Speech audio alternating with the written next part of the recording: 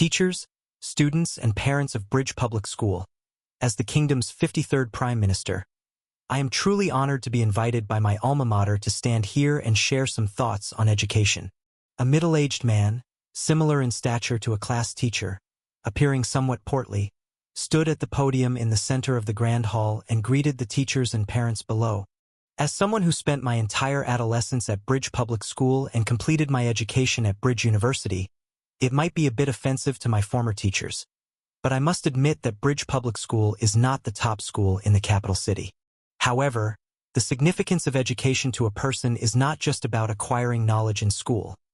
What truly accompanies each person throughout their life often goes beyond knowledge, such as, at this point, the Prime Minister of the Kingdom smiled at the audience, just as he was about to mention his wife, whom he met at Bridge Public School, to show off his wit and humor. He saw her sitting next to their daughter Charlotte, chatting animatedly with a handsome young man with black hair, and his face darkened. He immediately skipped this mood-lightening part and continued his speech, such as understanding and awareness of our society. The teaching quality of the Royal Academy and Central Public School may be slightly superior to Bridges, but education is not just for individual success. It also aims for social progress and the common welfare of the people. In terms of cultivating such qualities in students, Bridge Public School, rooted in the Old Town, is undoubtedly the best. What a splendid speech! Feeling the slightly malicious gazes, Leon instinctively glanced at the middle-aged man speaking confidently on stage, then turned back and complimented the Prime Minister's wife next to him. Despite being usually busy with state affairs, to have such unique insights on education truly befits someone of the Prime Minister's stature. Your Grace, you flatter me. Appearing around 36 or 37, although she had a few crow's feet, the Prime Minister's wife still exuded charm and laughed. Stephen's ability in state affairs is naturally excellent, but it does take away too much of his energy, so he doesn't get involved much with the children's matters. He speaks about the big picture because the details are not his forte. That is already sufficient. Holding Melanie, Leon shook his head and said, as the saying goes, the Prime Minister is the rudder, the king is the anchor. As long as the Prime Minister controls the big direction and determines where this ship of the kingdom sails, the rest, like setting sail and keeping watch, can naturally be done by those more skilled. The Prime Minister only needs to hold the rudder steadily. By the way, after the customary polite exchange, Leon extended his hand to touch his shiny cufflink and pressed the reflection of Yang Jiao on the cufflink with his fingertip, casually asking, Lady Marcia, you mentioned before that you wanted to consult me about some matters related to my work? Yes. The Prime Minister's wife hesitated, then glanced at Melanie in Leon's arms. Noticing the gaze from the Prime Minister's wife, Leon smiled, and then to Melanie's horror, handed her over to Anna beside him. Wait a minute, brother. I haven't. Melanie, swiftly twisting Melanie's ear, then lifting her by the collar while she futilely kicked her little legs. Anna, who had endured long enough, gritted her teeth and said, Brother has work to attend to. Don't disturb him. Sorry, little sister, I'd like for you to get into less trouble, but things related to abnormal are too dangerous. Really not suitable for you to hear. Giving Melanie a helpless look, Leon leaned slightly towards the Prime Minister's wife and whispered, Lady Marcia, what matter do you wish to discuss now? All right. I mainly have two things I want to ask. The first thing is, I want to inquire about someone in your office. Biting her lower lip with some embarrassment, the Prime Minister's wife leaned towards Leon's ear, blushing, and said, Your Grace, do you happen to know someone named Peony? Peony? Hearing this name, Leon pondered for a moment, then recalled that he seemed to have seen this name on the office nameplate diagonally across from Senior Jerry's office. However, this Senior Peony seemed to be on some notoriously troublesome long-term mission, and up until now, Leon hadn't seen him at the office, and the office had always been empty with dust on the doorknob. I suppose you could say so. Senior Peony is a level 2 crisis handler in the office, not far from mine. Giving a somewhat vague answer, looking at the seemingly embarrassed Prime Minister's wife, Leon couldn't help but blink and asked softly in surprise, "Lady Marcia, might you and Senior Peony be? We are considered friends." The Prime Minister's wife's face instantly turned redder, and she stammered, "That kind of, very good, very close friends. Much closer than ordinary friends, the kind to whom we tell everything." Understood, the kind the Prime Minister can't know about, right? Seeing a hint of understanding in Leon's eyes, the Prime Minister's wife really couldn't bear this topic anymore. She bent her head to rummage through her handbag and handed over a letter that seemed to have been written for some time. "Your Grace, if possible, could you please deliver this letter to Peony and pass a message for me?" Seeing Leon's somewhat speechless expression, the graceful Prime Minister's wife turned her head, embarrassedly whispering, Just say I'll be waiting for him at the usual place every Monday noon. All right?" Taking the letter wordlessly and putting it away, Leon, a bit stiffly, said, "And the second thing?" "The second thing." The Prime Minister's wife hesitated slightly, then whispered, "May I ask if there is something in this world that can make someone impersonate another's relative, yet the concerned person not notice at all? Something very special like that?" Hearing the Prime Minister's wife's words, Leon's pupils couldn't help but contract sharply, immediately recalling the photograph placed in the mirror world.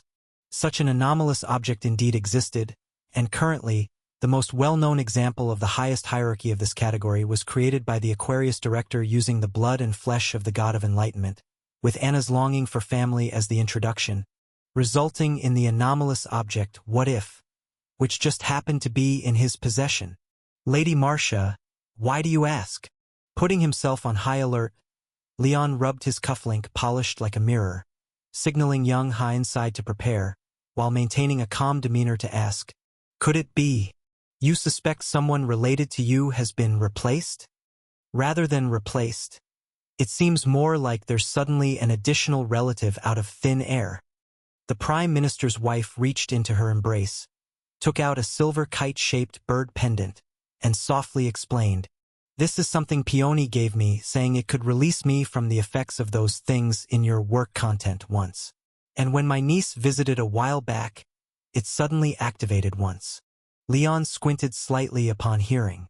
"So you suspect this niece of yours isn't actually your real niece, but used some special thing to affect the memory of you and possibly your entire family?"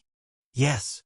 The Prime Minister's wife nodded and then said worriedly, "I've tried to probe verbally, but both my husband Stephen and the children's memories include this person named Nicole, and even recollections of her visiting annually, yet I have no such memory at all." "Wait!" Hearing this, Leon's eyebrows couldn't help but raise slightly. "You just said, what is your niece's name?" "Nicole." She said her name is Nicole.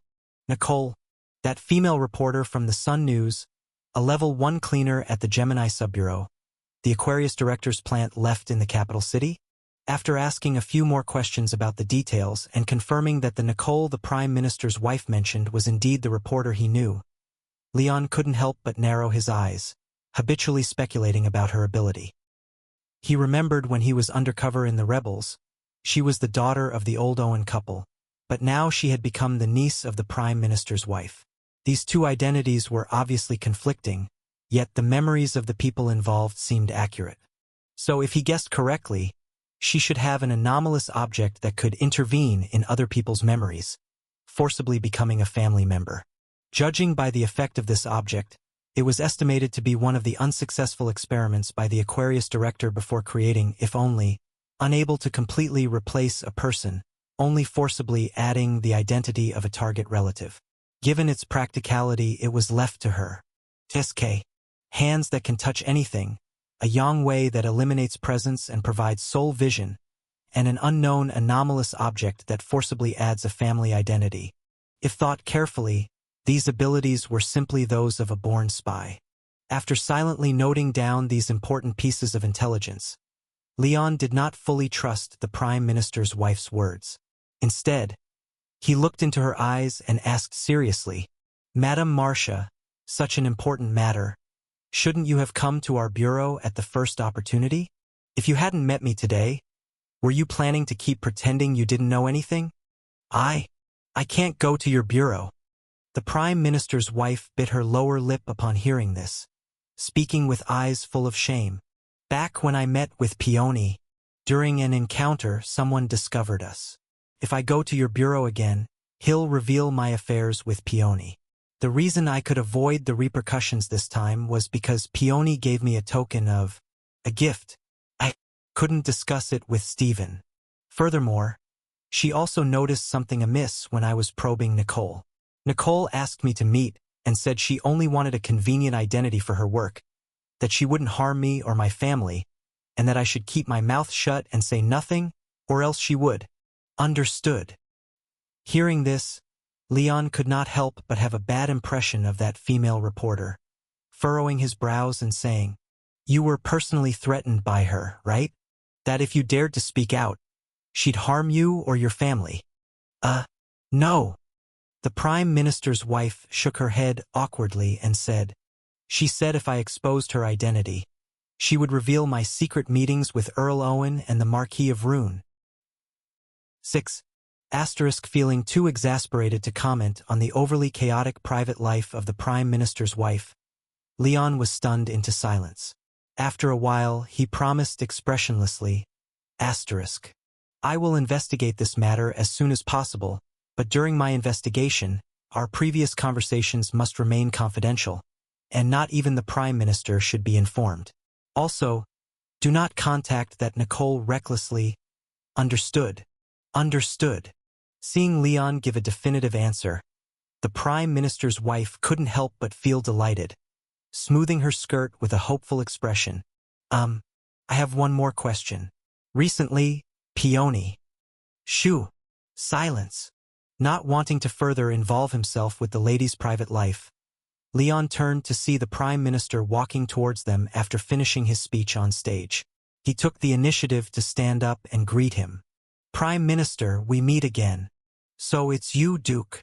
After squinting hard to recognize the identity of the handsome face, talking so happily with his wife, the Prime Minister's initially displeased expression softened slightly, and he greeted with a smile, "I didn't expect you would attend the Bridge Public School's parent meeting, and this is my sister, Anna, and our brother William, who is in Class 1A, along with our sister Melanie." Miss Anna." Noticing that Anna seemed a bit reserved, the plump Prime Minister smiled kindly. He didn't engage in overly enthusiastic gestures, but instead reached into the right side pocket of his belly, took out 6 or 7 pieces of milk candy, and handed them over, winking at the 2 young ones. "Since it's a private encounter, I won't make it too formal. I happen to have some candy on me, so consider it a small gift. I hope these healthy little lions won't mind." "You're too kind." As Anna accepted the candy on behalf of her siblings, the plump Prime Minister wiped the sweat from his brow with a handkerchief before sitting down and smilingly asking, "Earlier on stage, I saw the Duke chatting happily with Marcia. Unfortunately, I was interrupted when I came over. I wonder if such an interesting topic would allow me to join." "It's really not a particularly interesting topic." Upon hearing the Prime Minister's words, the Prime Minister's wife's face immediately tightened, visibly nervous. Leon, however, was unperturbed, smiling casually, switching to the master performer, and said seamlessly, "We were just talking about the education of children. I admired your long-term vision in education, then shared amusing stories with Madame Marcia about parenting. Was that all?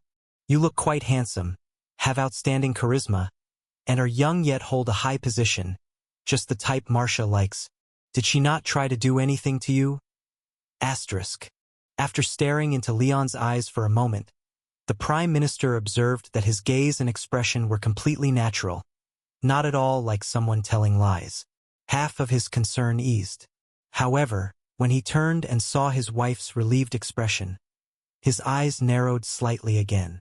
"Interesting stories. Regrettably, although I gave a good speech on stage, because of my busy work, I haven't had much involvement in the education of my 3 children." After sighing slightly, the plump Prime Minister smiled and said, "Coincidentally, I'm quite interested in amusing stories like these. Why don't you tell another one? Asterisk still probing. Goodness, so this Prime Minister is actually a jealous type in private. Asterisk. Feeling a slight annoyance from the vinegar-scented thoughts of the plump Prime Minister, Leon looked at the Prime Minister's wife and the jealous Prime Minister in front of him and, not wanting to stir up trouble, nodded slightly. Telling another is no issue, mainly about the survey from the other day. My brother and sister filled out very interesting content. Seeing Leon reach for the folded survey on the table as if about to unroll it, Melanie, who was enjoying her milk candy, couldn't help but feel a chill run through her and secretly kicked William's leg. Asterisk quick.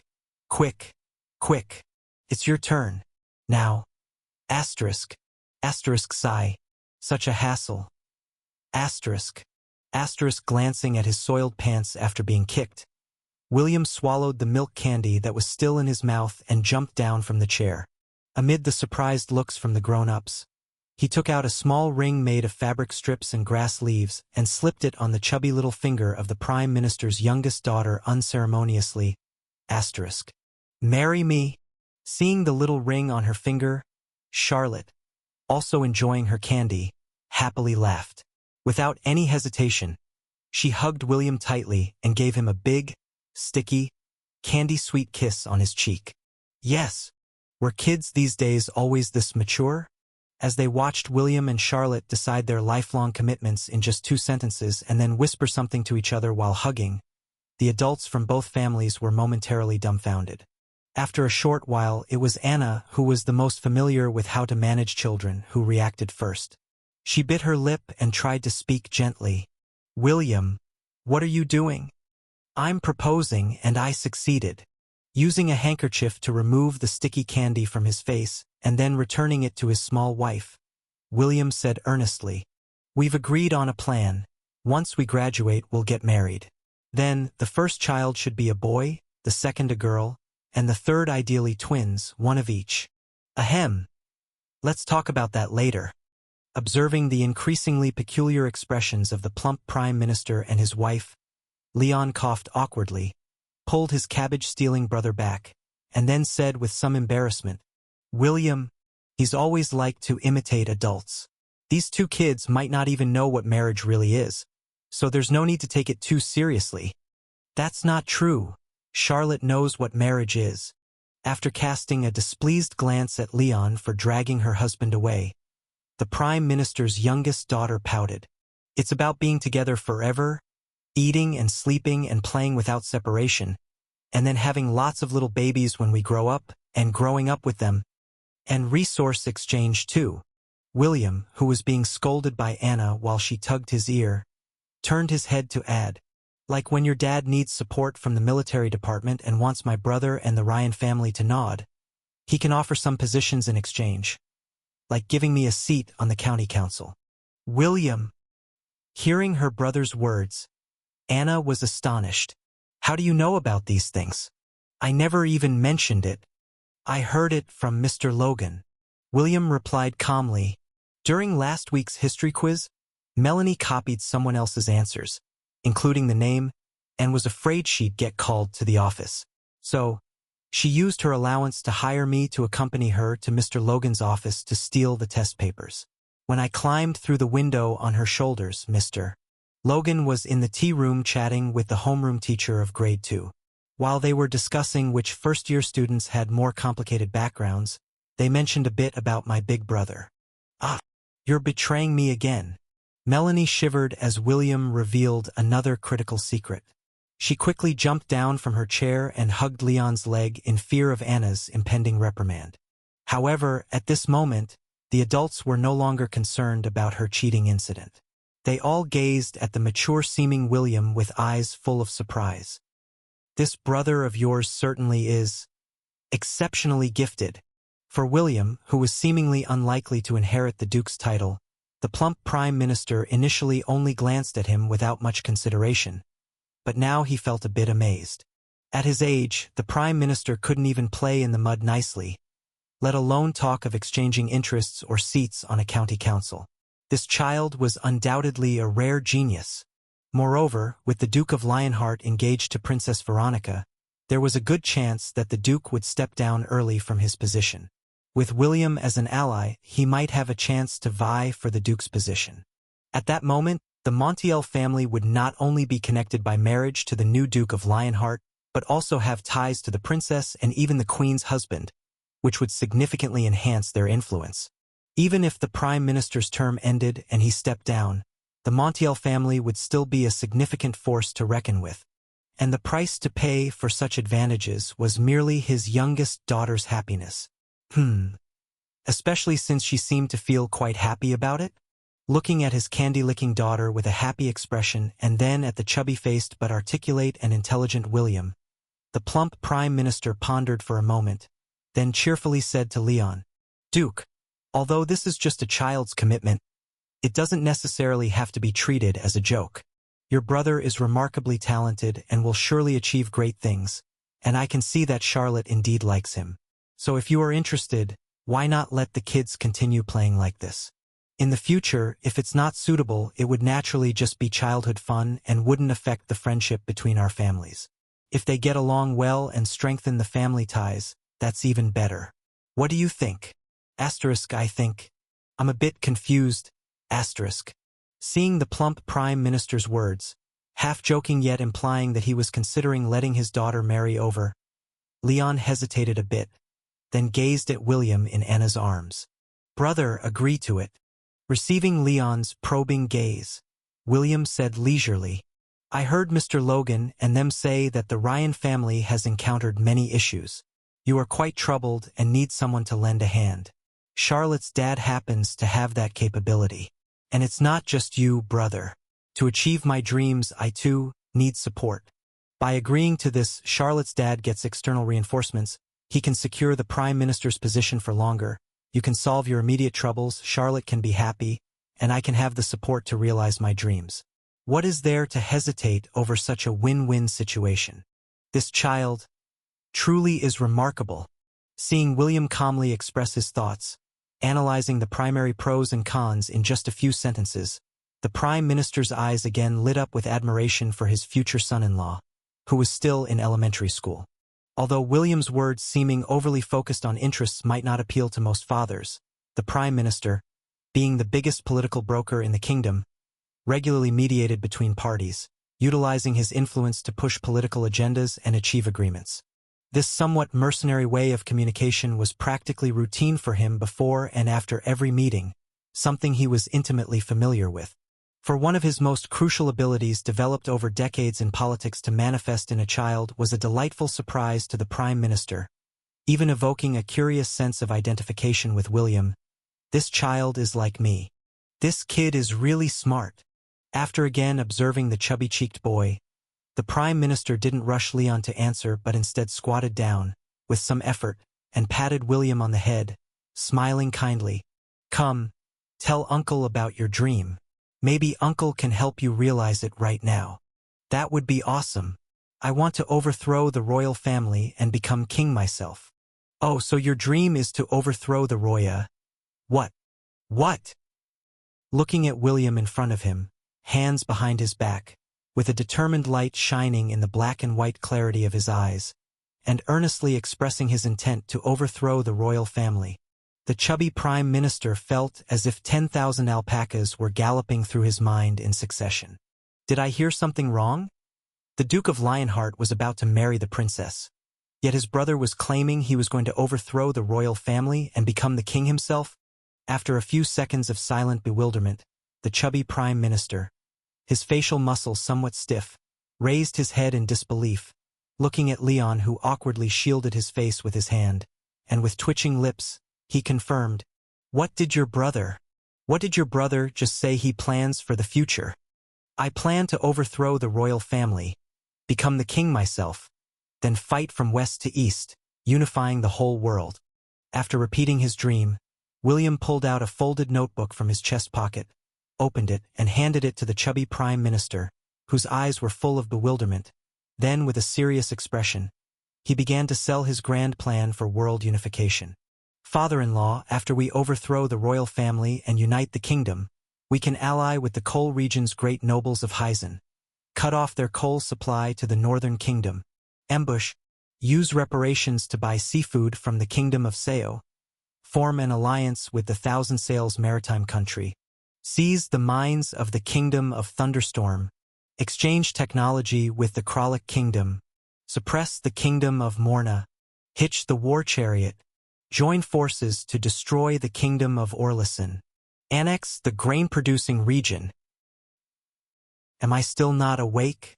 Looking at the notebook with curled edges, filled with childish writing of the pan-continent unification plan. Countless question marks and exclamation points vied to clash into the chubby prime minister's forehead, swirling like a tornado, nearly blending his thoughts into a frenzy. If you said it was stupid, this plan didn't seem like something a child could devise. Even though the knowledge was merely common sense, to think of harnessing these resources was already quite remarkable. But if you said it was clever, coming up with such an outrageous plan and inviting the prime minister to help overthrow the royal family directly broke all ties with the word intelligence. How is this child both smart and foolish? Well, children tend to like fantasizing about things that are beyond reach. It can't be taken seriously. Seeing the chubby prime minister in visible distress, the muscles on either side of his chubby, round face began twitching uncontrollably, Leon hurriedly pulled back his brother, who still wanted to say something, and awkwardly explained. Besides William, he's, especially lively usually, and loves to joke. Haha. Oh, that's how it is. Haha. The two hypocritical adults laughed twice at each other. After sitting in speechless silence for a while, the chubby prime minister stiffly raised his arm, glanced at his watch, and then hurriedly spoke. Oh, it's already that time. I'm sorry, but I have an appointment with the Royal Capital Commerce Association soon. Oh, please go ahead. Hearing that, Leon immediately breathed a sigh of relief, quickly stood up and moved aside, making way for the exit. The chubby prime minister quickly fled as if avoiding the plague, pulling along his wife and daughter, leaving the passage without even a single superfluous farewell. William, look at the trouble you've caused. Seeing the prime minister's family leave, Anna, who had been holding back for a long time, immediately reached out and pinched her brother's ear, gritting her teeth. You really made me furious. Today, I have to. Let it go, we'll discuss it when we get back. Seeing the unusual flush rising on his sister's fair face, and her breathing becoming quite rapid, Leon, concerned for her health, immediately reached out to hold her, softly urging, Don't worry. These are just things kids say. No one will take it seriously. Right? Melanie chimed in quickly from the side. We're kids, so kids say the darndest things. Sister Anna, you can't hit us just because we said something silly. If you need to hit someone, make sure you hit the right person and don't include me. Your case isn't small either. Unable to resist reaching over to pinch Melanie's baby chick-like cheek, Leon comforted the fuming Anna on one side and scolded sternly on the other. Tell me, last time you misbehaved because the teacher was no good. Now that the unqualified teacher has been replaced, why weren't you studying properly and instead copied from someone else's exam paper? Well, I just couldn't help it. Seeing his usually supportive big brother uncharitably giving him a hard time, Melanie's eyes began to roll around, instinctively wanting to pull a little trick to slide through. But noticing Leon's serious demeanor, although he was not blaming her, his seriousness was hard to ignore. She hesitated a bit and finally abandoned her trickery, honestly confessing, William and I started school later than others, and there was so much to memorize. I really couldn't keep up, and for subjects like religion, history, and geography, I really don't get them. I'm worried that if my grades are too low, Sister Anna would be disappointed. I was wrong. Strange, this time she didn't pull a trick? Originally prepared to sharply expose Melanie's lie when she continued her trickery, ready to educate her on how mischief is allowed but not at the cost of neglecting studies, Leon was slightly taken aback. However, even if she admitted her mistake honestly, there were still things that needed to be addressed. Recognizing the mistake isn't what's important. What's important is not making the same mistake next time. Ruffling her little head, Leon said, You can love being lazy and like pulling little tricks, but you can't really be good at nothing. Those critical moments where everything can turn to the worst outcome if you falter just once, you'll regret it for a lifetime. The last time your sister Anna was hospitalized, I almost lost her, and you too. That feeling of being surrounded by despair, I hope you never have to feel it for the rest of your life. And you, William. By this point, Leon turned his head, looking at his brother who was rubbing his ear, and gently advised, "Big brother isn't laughing at your dreams. Everyone has things in their heart that might seem unrealistic to others. That's nothing to laugh about, especially since you've put effort into your dream, which deserves praise. But remember, before you have the ability to realize your dream, don't casually talk about it, certainly don't let others know. If you can't achieve it yet, quietly gather strength, then push things on track before those opposing you can react. Only people like this can truly accomplish things. So if what you want is to truly realize your dream, and not just people to hear you talk about it, then don't talk about your dreams with unrelated people, just quietly work on it. Right? I remember. After listening earnestly to Leon's long speech, William, as if gaining some insight, nodded his little head and then curiously asked, "So what is your dream? Have you realized it yet?" "My dream." At that, Leon thought for a moment, then smiled and replied, "I have two dreams. One is for you all to live better lives, which I'd say is barely accomplished. As for the other dream, it's a bit early to mention it now. To truly achieve it, I probably need to keep gathering strength until I become stronger than everyone." The Sun News. Shock. Central Cross Theater attacked. Over 3,000 audience members fall unconscious on the spot. Financial Times. Charles department store settles compensation claims. Yet major promotion continues, severely affecting multiple department stores. Dance Entertainment News. Tragic news. Master Wild missing. Suspected to have been kidnapped by unknown assailants. Political Spectator. Rebels split. The moderate faction abandons attacks. Plans to set up new Labour Party in Old Town. Royal Mail News. Following the princess engagement, the old nobility flocks to the prince. What lies ahead for the future of Robin?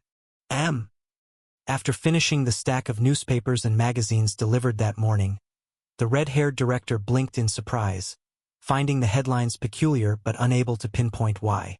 After reading and rereading twice over, she finally realized why these headlines felt odd. Because of Leon. Among all these publications, not a single one mentioned Leon's name, yet the theater incident, Charles department store's compensation, the rebel movements, and even the royal family's internal struggles seemed intertwined with him. Enough to tinker around with, indeed. Shaking her head helplessly, the red-haired director idly flipped through the newspapers while subconsciously twirling her vivid red hair with her slender white fingers, pondering. The events of Leon's drunken state a couple of days ago had truly shocked her. Although she didn't know what the immortal of liquor Leon referred to was, something potent enough to partially resist, slaughter bloodhair at a third-class cleanser level likely had numbered object potential, with surprisingly strong life-saving capabilities. So, with the Bureau shorthanded, should she add more responsibilities to his plate? Knock, knock, knock. Just as the red-haired director set down the newspaper and opened her drawer, someone knocked on her office door. "Director, it's me. Peony?" Hearing the voice from outside the door, the red-haired director slightly raised an eyebrow before responding. "Come in." As the red-haired director spoke, a blurry silver figure eerily seeped through the office door from outside, walking slowly to the desk. "This is the cleanup report for the mission." Placing a few folded papers on the desk, the little silver man reported gently. The mission proceeded very smoothly, with the well leading to the Black Plague tide blocked, no casualties among the townsfolk, and all related personnel's memories have been cleared by the illusion can. No one remembers those plague-spreading creatures. Very impressive. After briefly glancing through the desk's Black Plague well incident cleanup report, the red-haired director nodded in satisfaction and complimented with a smile. "Swift and efficient as ever. Well done, Peony. Besides Emma and Leon, you're the one who reassures me the most in the Bureau." "Emma and Leon?" Hearing the red-haired director's words, The little silver man couldn't help but pause slightly before smilingly asking, "Director, the Leon you mentioned, is he the level 3 cleanser who just joined the branch less than 2 months ago? To be praised so sincerely by you, is his strength formidable?" "Well, if I have to say, just average, I suppose." Reviewing the anomalous objects Leon possessed in her mind, the red-haired director uncertainly remarked, "If we're talking about the Leon value, that is, the extent of being corrosion by anomalous objects, he's roughly on par with level 3 cleansers who joined 2 or 3 years ago, still falling short compared to you all.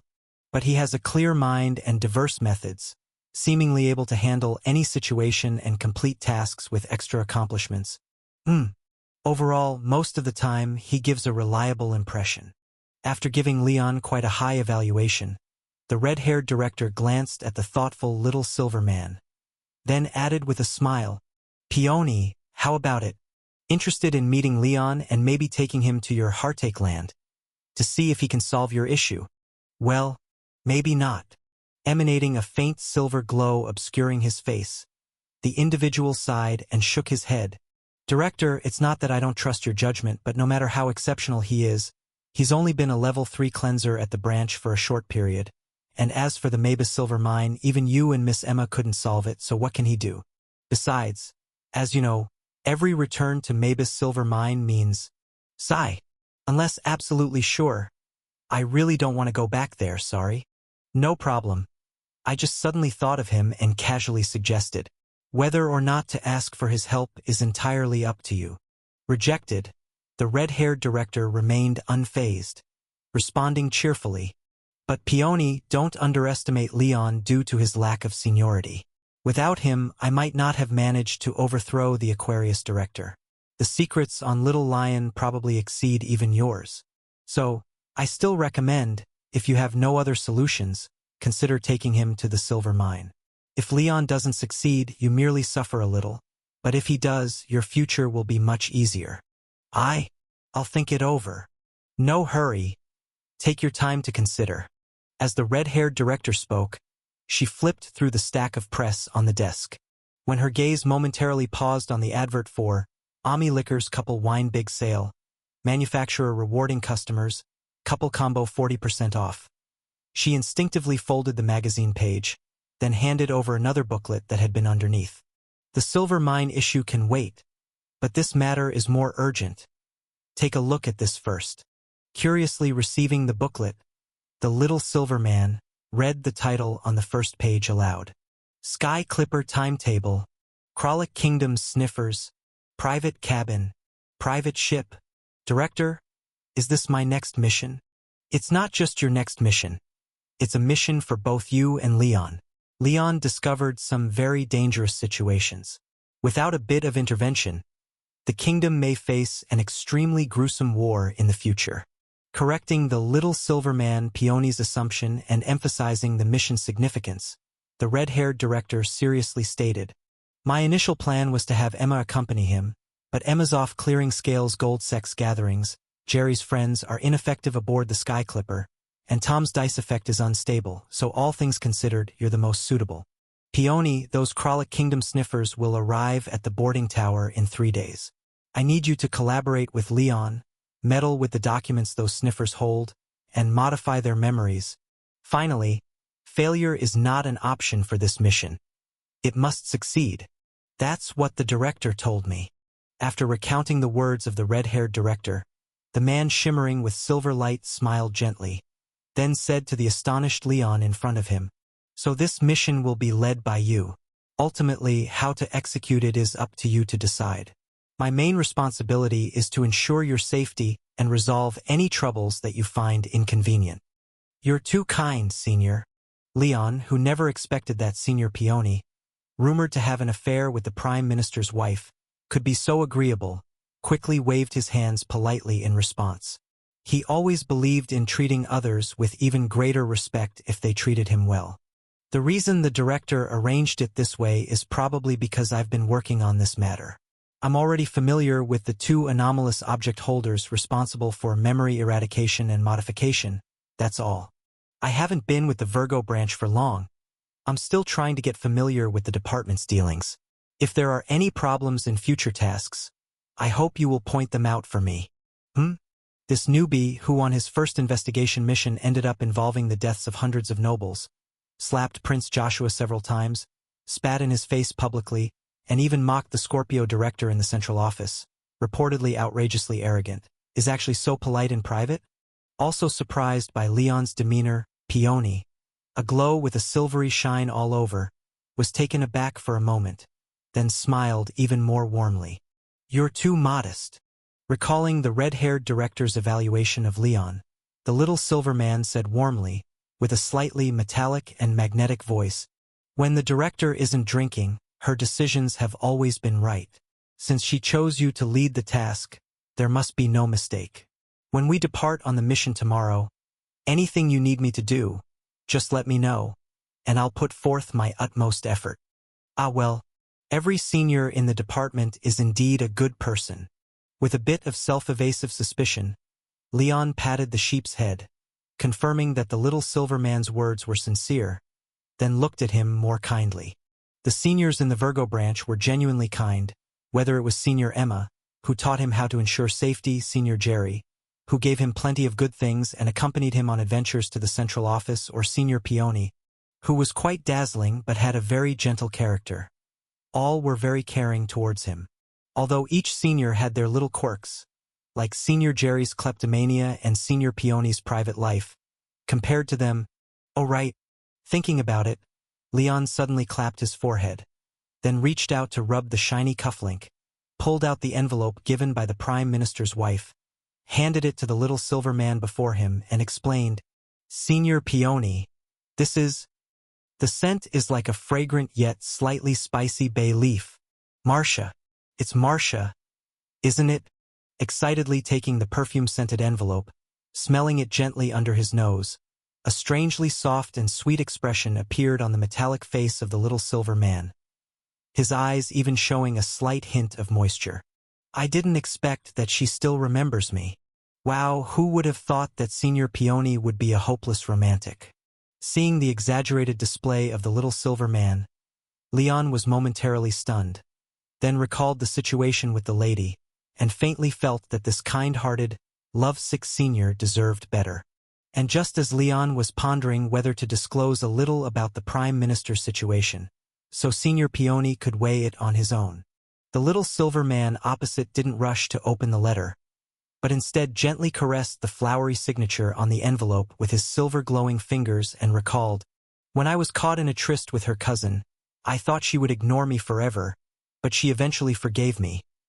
Later, when my relationship with her aunt was exposed, I thought I would lose her, but she still forgave me. Ah, Marcia, my gentlest Marcia, you will always be the most beautiful bay leaf in my heart. Only your tenderness and passion can make me so hard to forget. Alright, I overthought it. You two really are a good match.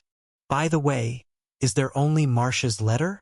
As he carefully folded the envelope, Senior Peony, his face aglow with silver, looked at Leon, who was twitching at the corner of his mouth, and asked eagerly, "Sophie, Grace, Marcia's cousin, aunt, and her?" "No, there's just her letter." Afraid that if he let this senior continue speaking, he would be hit by some more shocking revelations, Leon hurriedly interrupted with a slightly stiff expression. "I just happened to meet Lady Marcia and helped her deliver a letter at her invitation. I didn't come into contact with the other ladies. Additionally, besides the letter, she asked me to tell you that during the following weeks, every Monday at noon, she will be waiting for you at the old place." The old place? The lounge in the Prime Minister's office. Oh? Wait, I thought you were talking about some street, some bridge, some park, or at worst, some small inn, but it turns out to be in the Prime Minister's office? Aren't the two of you overdoing it a bit? As Leon's expression became more and more perplexed, the little silver man, glowing so brightly with his silver sheen, kissed the folded envelope tenderly, tucked it into his chest, and looked over gratefully. "Thank you. Really, thank you. Thank you for helping me reconnect with Marcia. It's the best gift I've received this year." No. "No problem." After sincerely apologizing in his heart to that plump Prime Minister, who although had no good intentions towards him, was at least polite, Leon didn't know what to say anymore. He could only change the subject proactively to discuss the matter. Senior Peony, besides you and me, this mission also requires the help of other anomalous object holders. While speaking, Leon took out a small notebook he carried with him, drew a bold 7 with charcoal to signify the shape of the boarding tower, and then explained, though the Purification Bureau's credentials can allow us to board the tower, the private ship to Kralik Kingdom anchored at the secret port will not grant us access. Hence the need for assistance from those other anomalous object holders. Adding a circle at the bend of the 7 to mark the position of the secret port, Leon tapped the vertical middle of the 7 with charcoal and continued, "This is the management room of the boarding tower. Once the operation begins, someone will use a slingshot to knock out the operator from a kilometer away. Then, another person will enter the adjacent restroom, take over his body, and control the management room to open our way to the secret port. However, the private ship's control system is connected by a separate difference engine and can't be operated from the management room. Forcibly intruding would cause damage that's difficult to repair and might alert others to the abnormality. So we need to find a way to climb onto the private ship, standing near the entrance. Then an anomalous object holder who can distort a small space will act, flipping the space we're in. Once we're warped onto the private ship, you and I, Senior, will be responsible for subduing the guards and replacing the sniffer's report. The remaining 2 anomalous object holders will remove and alter the sniffer's memories. Following that, we will return to the private ship's entrance and be warped out using the same method.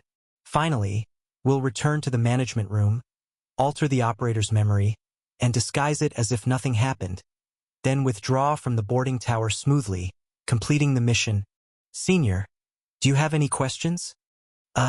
Your plan is great, but I do have one minor question. Examining the plan, though somewhat messy, the process and sequence were very clear on the notebook, and the little silver man couldn't help scratching his head, a little embarrassed. I'm afraid of heights. What should I do? From the police department. After setting down the water container filled with silver liquid, weighing over 30 kilograms, Leon, now in uniform, took out his credentials and handed them to the approaching guard.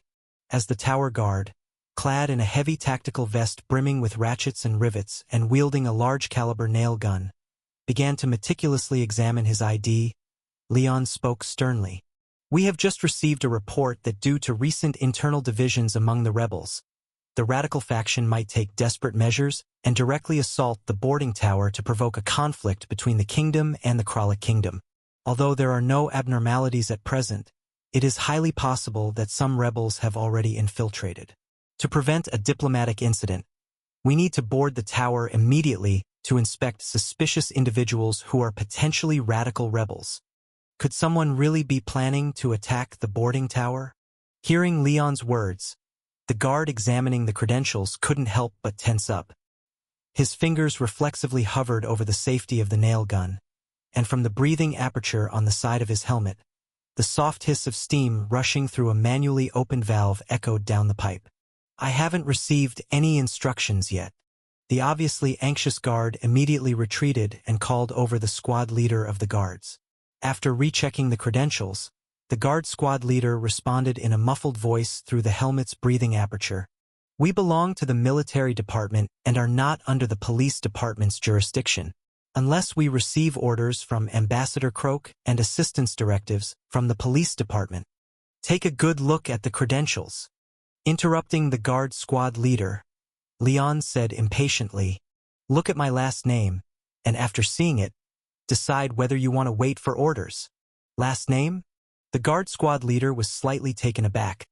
Then, following Leon's instructions, flipped back the first page of the credentials and looked at the name beneath the anti-counterfeiting seal. Baskin Lane. Lane? Lionheart Lion? Observing the golden locks peeking out from beneath Leon's police cap and the same blonde police officers standing behind him, the guard squad leader hesitated. Although many key members of the Lionheart family perished after the Ryan Blood Night, and their power greatly diminished, the Ryan family, having effectively controlled the military department for over 200 years, still wielded significant influence, Certainly not something a mere guard squad leader could afford to offend. So, should he really let these police department people in without the directive? Have you made up your mind? After not receiving a response for a long time, Leon, specifically, Baskin Lane with intentionally dyed yellow hair, pressed impatiently. The emergency doesn't allow for procedural delays. The directives are on their way. You can let us in first, and if not, we can also hand over our firearms and enter without additional equipment. But the military department said that after we were transferred, we should prioritize orders from the Kralik Kingdom. Think carefully before you speak. Seemingly irritated, Leon, with a scowl, threatened, just because you're temporarily under the Kralik Kingdom's jurisdiction doesn't mean you're not part of the kingdom. I've been more than patient, wasting this much time with you and even willing to disarm. You'd better not take advantage of this. Well, all right, but the water container you're carrying. This needs to be brought up, but feel free to open it and inspect. Seeing the background of the young man in front of him, the squad leader, not wanting to offend the Lane family and noticing Leon's faint trace of frustration, hesitated repeatedly before deciding to let them pass.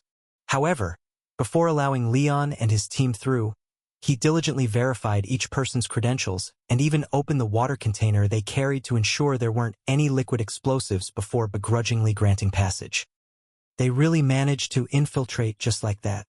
Having reclaimed the credentials handed back by the guards and surrendered the assigned firearms issued that morning, the group of rebels, following behind Little Baskin and entering the boarding tower, felt like they were in a dream. Unlike the previous leader who would pre-plan a series of diversions to draw support away and then launch a strong attack, the new leader, Little Baskin, somehow acquired an entire set of credentials and uniforms, leading them smoothly without obstruction. Apart from the guards just reassigned under the Kralik Kingdom's control, they passed through 7 or 8 different checkpoints with merely a glance, not even needing to disarm. It was too smooth, wasn't it? Little cough. Leader Baskin. Unable to understand how the new leader accomplished all these feats, the young man who once used his space warping ability to trap Leon and a female police officer in the Secret Investigation Bureau's dungeon couldn't help but inch closer to Leon, eyes full of curiosity, inquiring, "How did you manage to get these fake credentials and uniforms? No one noticed they were fake. It's just too realistic. Is it possible that, except for the issuance date being fake, these credentials and uniforms are all real? Even the firearm you just handed over has corresponding registration numbers in the police department?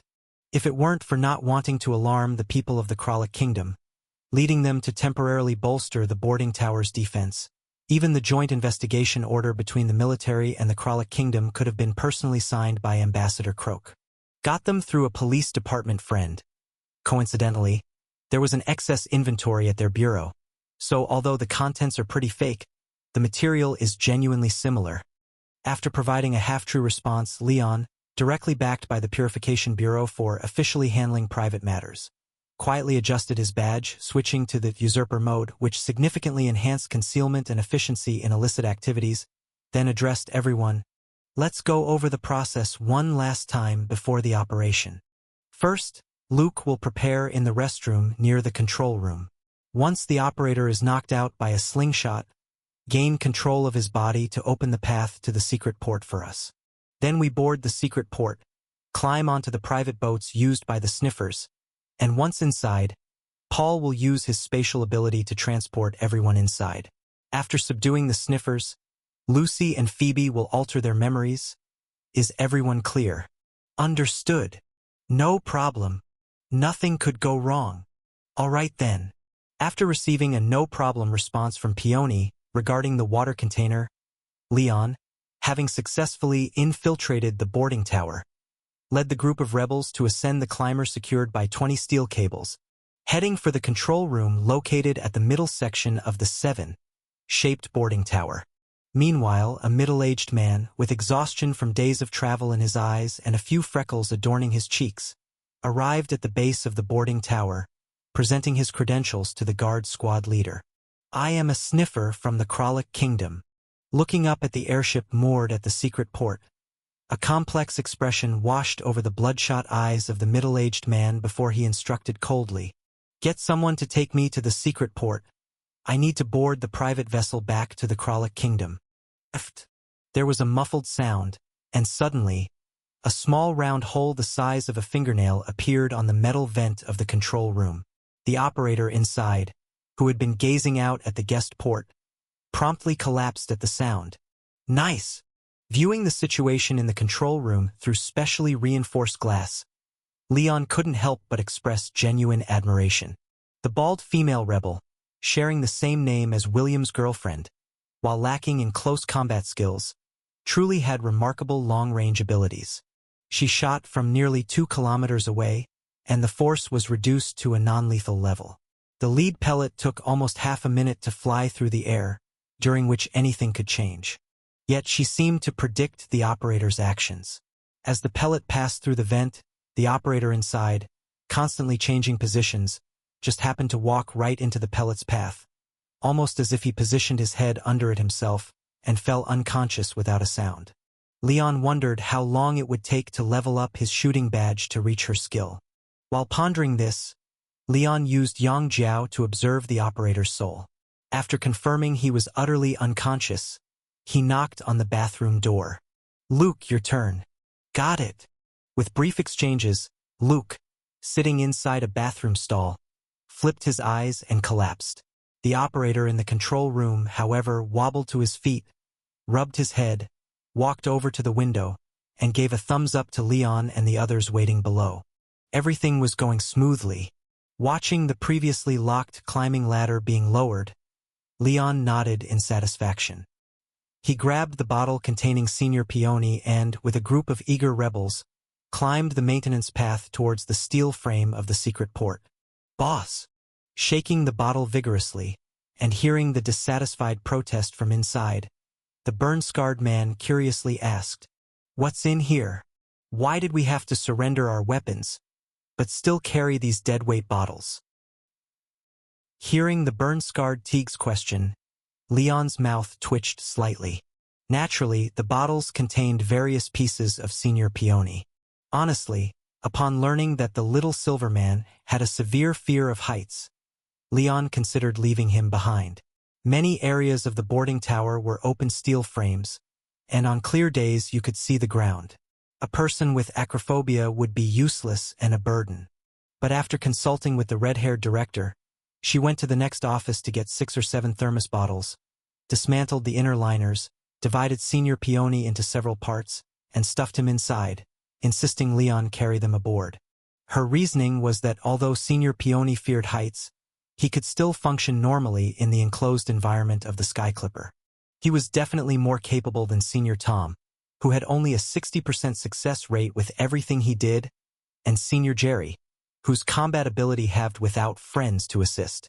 Even though the director made a valid point, the bizarre scene of her slicing Senior Peony into segments and pouring them into thermoses made Leon's mouth twitch uncontrollably. "In here is our insurance for this trip." Organizing his thoughts and escaping that bizarre memory, Leon answered with an odd expression. "If there's something outrageous on Kralik Kingdom's private ship, he's the one to guarantee our safety." "Oh!" Still unaware of what was in the bottle, but sensing Leon's seriousness, the burn-scarred man took extra care, steadily carrying the heavy bottle, following Leon down the ladder.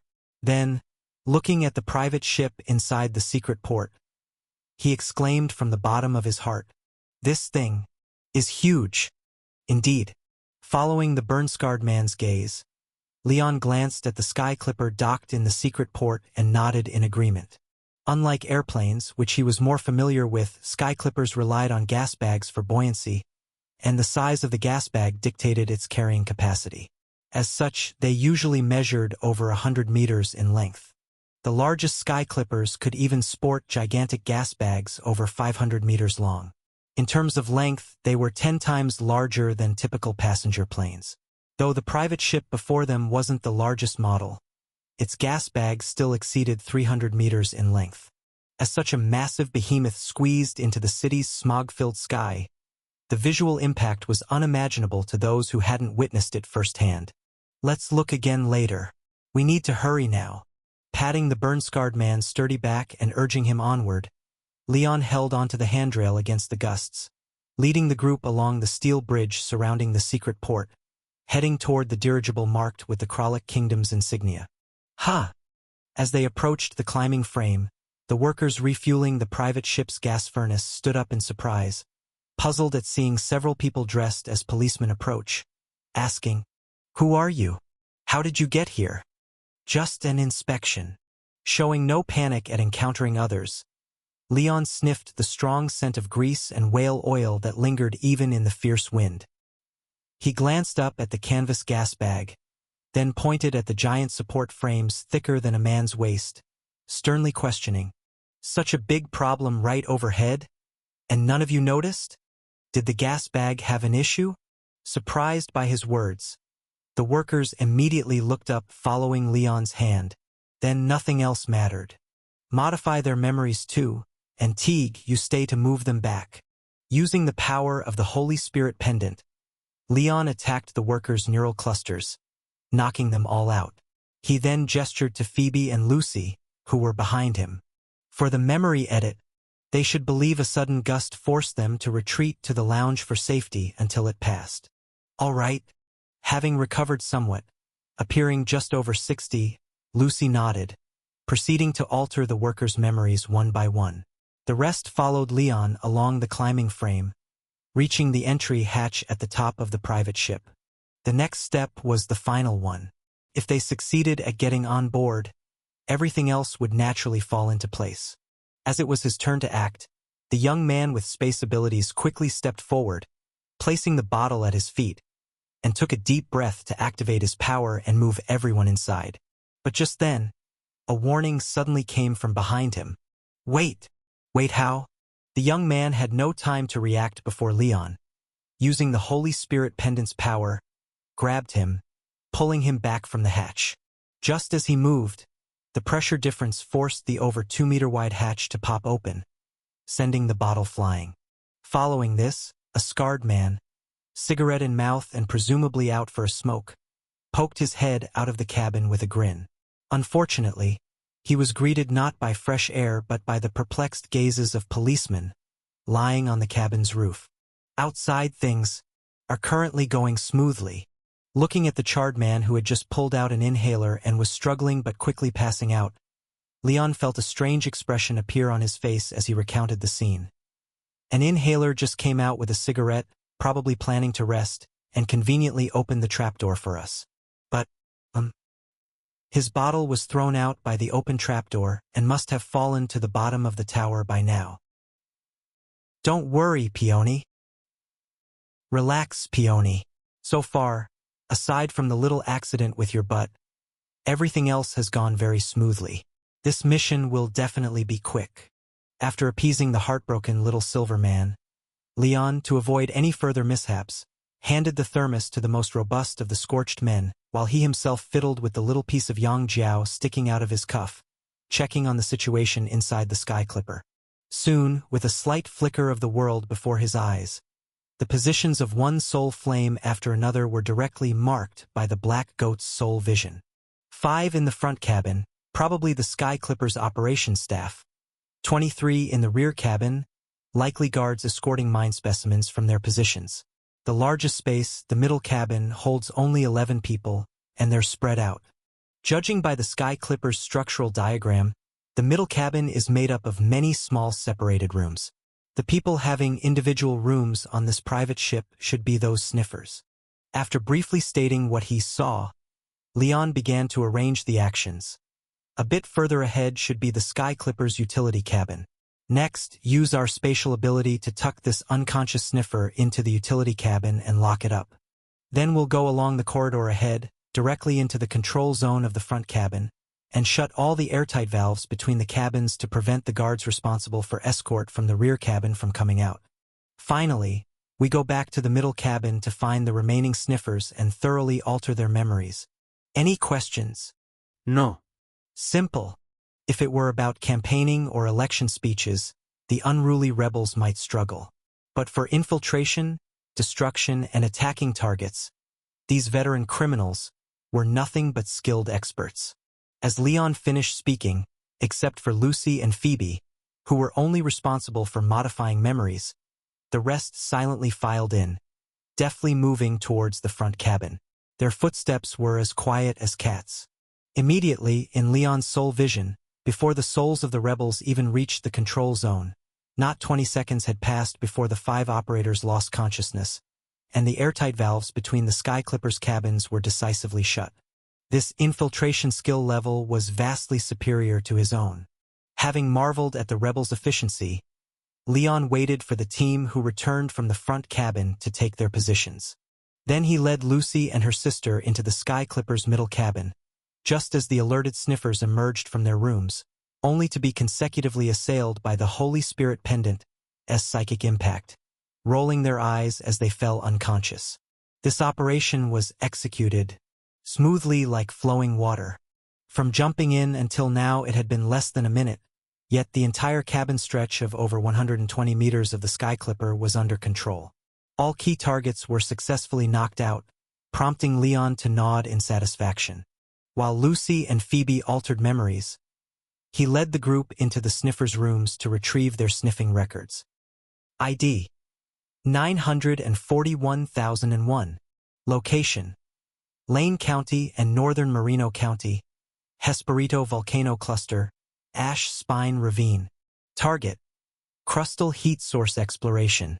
Responsible person: Isaac Asimov. Geological situation: mainly composed of basalt and andesite. Mining is quite difficult. Quality analysis: A-, highly challenging to process, requiring the construction of an S-rated giant mining facility and all associated infrastructure. Estimated reserve: SS+. With no significant geological changes, the crustal energy can provide nearly permanent energy output, with a total duration expected to exceed 300 years. Value assessment: common cooperative extraction is rated as B+ level, extreme special extraction as S-. However, undertaking extreme extraction actions can meet over 80% of current energy needs, but will cause devastating impact over 12,000 square kilometers of environment, and the cloud of ash mixed with volcanic dust would disperse westward with ocean monsoon, causing years of acid rain. The cost is too high. Recommendation: abandon. Crustal Heat Source Point Volcano. This must be the report. Amid the heap of sniffer reports, having successfully found his target, Leon couldn't help but breathe a sigh of relief. He rubbed his cuff slightly, took out a small bottle, unscrewed it, and poured its contents onto the report. Splat! With a sound that seemed somewhat sticky, a black and white worm-like creature fell onto the report, rolling over lazily as if it hadn't fully awakened. Name: word-eating worm progeny. Knowledge: simulation. Appearance: a worm with a finger-sized girth and abnormal color rings. Its hue adjusts automatically according to the paper's base color and the text color. The lower part of its body has numerous strange organs resembling octopus suckers. These small suckers are actually its mouth. Any text that falls upon the paper gets erased as it crawls over. Ability: extracts text and outputs simulation. Cost: after enlisting its help, you need to write a creative, knowledgeable, or interesting piece as a reward. Beware, it is quite picky. File: a progeny split from the god-tier word-eating worm. It is one of the tools distributed by the Purification Bureau to each director-level member, primarily responsible for consuming confidential documents generated after cleanup tasks to prevent them from being glimpsed by outer gods seeking to exploit their authority. It also aids in modifying certain documents to ease the workload of directors. This larva was allocated 7 years ago to Olivia, director of the Purification Bureau's Virgin Branch. During this time, it consumed 617 confidential documents and 215,307 text labels on alcoholic beverage bottles. It is now temporarily lent to Leon Lane, a Level 3 incident handler at the Virgin Branch. Evaluation: an interesting little insect. After consuming so many liquor labels in Olivia's office, it showed a keen interest in the taste of alcohol. Once it finishes modifying the document, you might want to treat it to a bit of whiskey just a bottle cap's worth. Contamination value, 0.1. Eat. As long as you can change this report, I won't just give you a bottle cap of whiskey, I'll offer you a whole barrel. After Leon prodded it awake with his finger, the black and white rings of the word-eating worm progeny stretched lazily and began to crawl slowly over the investigative report in Leon's hand. As it moved across the paper grids, line by line, the text on the entire report was consumed. Once it had eaten enough, the word-eating worm progeny turned around and, retracing its steps, pulled the consumed text back line by line. Indeed, it pulled them back. Piece by piece, content drastically different but in handwriting identical to the original, emerged from the pin-sized asterisk of the word-eating worm progeny, and naturally blended into the paper, as if they'd been written that way from the start. Even the original author would be unable to distinguish truth from falsehood. ID 941,001. Location: Lane County and Northern Merino County. Target: Geothermal Source Investigation. Quality Analysis: D+. Processing difficulty is significant. Requires the construction of a giant mining facility rated S, along with all related amenities. However, the energy impurities are extensive, requiring repeated purification before use. Reserve estimation, S-. Absent significant geological changes, the crustal energy could sustain a semi-permanent energy output, but the area's geological activity is frequent, so the estimated viable extraction years are low. Value assessment: common cooperative extraction grades as C-, extreme special extraction as B-. The advantage lies in the enormous reserves, capable of semi-permanent supply without geological changes. However, the cost of large-scale extraction is exorbitant and could cause a catastrophic impact on the environment within 12,000 square kilometers, potentially inciting high-intensity warfare. The profits do not match the expenses. Recommendation: abandon. Not bad at all. Despite the somewhat disgusting method of alteration. This little liquor worm's prowess is truly impressive. It looks genuine. After inspecting the document, skillfully altered with no obvious flaws, Leon couldn't help but breathe a sigh of relief. He then took out the first 3 chapters of a hastily scribbled "The Duke Fell in Love with Me" from last night and handed it to the word-eating worm, looking up at him for a reward. "Well done. Eat up. There's more if you want, boss."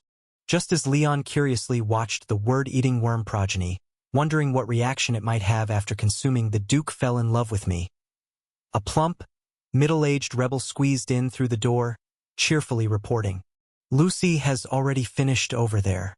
The relevant personnel's memories have been completely modified. If you've wrapped up here, we can make our withdrawal." Great! Hearing that Lucy had completed her task, Leon couldn't help but brighten. He tossed the word-eating worm, feasting on the Duke, into the mirror world, instructing the black goat to grant it another bottle of whiskey. He then exited the investigator's room. "Let's do one last check, make sure there's nothing missed, and erase all traces of our presence. Leave no trace if possible." After instructing everyone to conduct a final review, Leon habitually fiddled with his cufflinks and used the black goat's soul vision to survey the surroundings. Wait! Spotting the soul by the entrance of the secret port, with its unmistakably familiar scent, Leon was taken aback. Nathan. No. Is that Joshua, now middle-aged, returned from the gate of the other world? Wasn't he taken away by the Aquarius director? How did he end up at the boarding tower? What's wrong? The rebels, noticing Leon's uneasy expression, also tensed up, as the plump, middle-aged man couldn't help but inquire. "Leader, did the guards discover the wrong documents and come up the tower to find us?" No. After a slight shake of his head, Leon furrowed his brow and said, "Joshua is here. It's not that confused prince. It's the former leader who goes by the alias Nathan." "What? Nathan?" Hearing Leon's words, the rebels were simultaneously shocked and couldn't help but look at each other in surprise. As the one who originally organized the rebels and led them in defiance of the kingdom, middle-aged Joshua still held some authority in their hearts. Now, while they were using intelligence obtained from him to carry out the attack on the boarding tower he had always wanted, they were caught red-handed by him. This was truly an odd feeling. Let's go. Let's just meet him first. After checking the soul state of the rebels to ensure no one wavered, Leon glanced at middle-aged Joshua's soulfire and then decisively said, "What we're doing now is his dream, so if Joshua is controlling the body, he won't make a move at a time like this, but I'm worried about the person behind him causing trouble. If anything changes on his side and he does make a move against you, I'll hold him off while you retreat back into the Sky Clipper and open the Aquarius in your hands. The contents inside can keep you safe." Understood. Hearing Leon's instructions, the rebels nodded and then followed behind Leon, warily exiting the Sky Clipper. It's really been a long time no see. Clearly aware of the maximum lethal radius of the Holy Spirit pendant, middle-aged Joshua did not approach but instead stared fixedly at Leon standing at the forefront, biting his teeth and mocking from 70 or 80 meters away. "I thought after you took the position of the rebels' leader from me, you would achieve something remarkable. And yet you're working on what I wanted to accomplish using the intelligence I provided. How are you any different from me?" The difference is enormous. The rotund, middle-aged merchant took a step forward, responding with a face full of anger. "Nath, Joshua, to you we are all just tools. You only need us to follow your orders and act on your behalf. You wouldn't care how many tools need to die as long as your goals are achieved.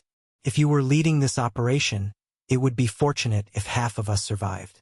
But Lord Baskin not only can lead us all out safely, but also genuinely shows us a path for the future. He truly values us. Fine. Think whatever you want." Having long since abandoned the idea of reclaiming the position of the rebels' leader, middle-aged Joshua couldn't be bothered to argue. He sneered disdainfully and asked in a contemptuous tone, "But are you sure you can accomplish this by following this little Baskin?" What did he mean by that? Glancing at Joshua's soul and finding that he wasn't bluffing, Leon couldn't help but frown slightly. Behind him, a burned man, having held back for ages, stepped forward impatiently and said with an annoyed expression, "Why can't we? If it weren't for you blocking us, we'd have been done and gone by now. Come on. If you've got any nonsense, spit it out. This damned brute." His face turning dark at being cursed by the burned man, middle-aged Joshua's cheeks twitched slightly. Unable to curse back and knowing he couldn't win in a fight, he gritted his teeth and, with a grim expression, spat out, "Just altering memories isn't enough. If you want to completely hide the information about the volcano, you have to blow up the entire Sky Clipper." Did we really have to blow up the Sky Clipper? Did it mean that there might be backups or something on this ship? After checking the soul state of middle-aged Joshua and finding he wasn't lying, Leon couldn't help but frown slightly, understanding that Joshua must have seen something in the future. Perhaps there was some oversight, or maybe the ship had some problem that would lead to war breaking out again in the future. The middle-aged Joshua, not wanting this to happen, had to risk being caught by Leon again to sneak into the boarding tower and stop him from retreating, insisting that the entire Sky Clipper be completely destroyed. So, was he a half-ally this time? You can't trust him. He's definitely not up to any good. Just as Leon was pondering whether to heed the advice, the burn-scarred Teague squinted his eyes and said, "If we really blew up the Sky Clipper, that bastard could open the door and run off, so what do we do then? Never mind anything else, there are 5, 6, 7, or 8 patrol groups down there combined with at least 2,000 or 3,000 foot soldiers. Even if I burned myself out, I might not be able to break through." Teague is right. The portly Oliver sighed, then followed up with a worried analysis. "I saw on the way over that this large area beneath the tower is cleared out completely. Not even a stone pile for cover. They wouldn't even need to get close. Just 2 rounds of cover fire, and they'd push us back into the tower. And worst of all, it's less than 500 meters out of the patrol zone to where an entire mechanical unit is stationed. The military's powered armor is just too sturdy, with the outer armor, inner armor, and an insulation layer adding up to a total thickness of over 10 centimeters. Even small-caliber shells can't penetrate it. In that case, we might truly be waiting to die. Indeed, this problem was even more critical. After hearing their words, Leon's brow furrowed even deeper. The original rebels might have agreed to the raid on the boarding tower and even the destruction of the Sky Clipper, as they had the option to escape at any time using middle-aged Joshua's beyond the gate. But now that he had been driven out of the rebels, there was no chance he would help again. So even if what middle-aged Joshua said was true, the moment they blew up the Sky Clipper and attracted the attention of that mechanical unit, apart from himself, all the other rebels would likely meet their end here. Should we cooperate just this once? After repeatedly weighing the outcomes in his mind, Leon took a deep breath, chose to trust middle-aged Joshua, and extended an olive branch sincerely. We'll take care of blowing up the Sky Clipper. You handle getting everyone on the ship away safely. How about it? Despite the fact that there was tension between middle-aged Joshua and himself, and Joshua was also cozy with the Aquarius director, his obsession with saving the kingdom was strong enough to birth the anomalous object Gate of the other world. So it was unlikely he'd lie about that part. On one hand, there were the rebels who entrusted their lives to him and were willing to join him on this adventure. On the other hand, there was the potentially drawn-out war of countless deaths and injuries. If he could really have it both ways, cooperating with him this once wouldn't be a bad idea.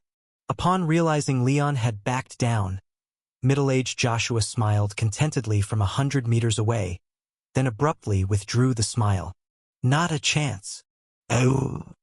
In the astonished eyes of the rebels, middle-aged Joshua, who had risked coming to warn them, leaned against the boarding tower's steel frame, arms crossed, and sneered. Back in the valley, didn't you dismiss my decisions and disagree with sacrificing lives for our objectives? Great, it's your turn to make choices now. Forget about any cooperation. I will never open the door for you.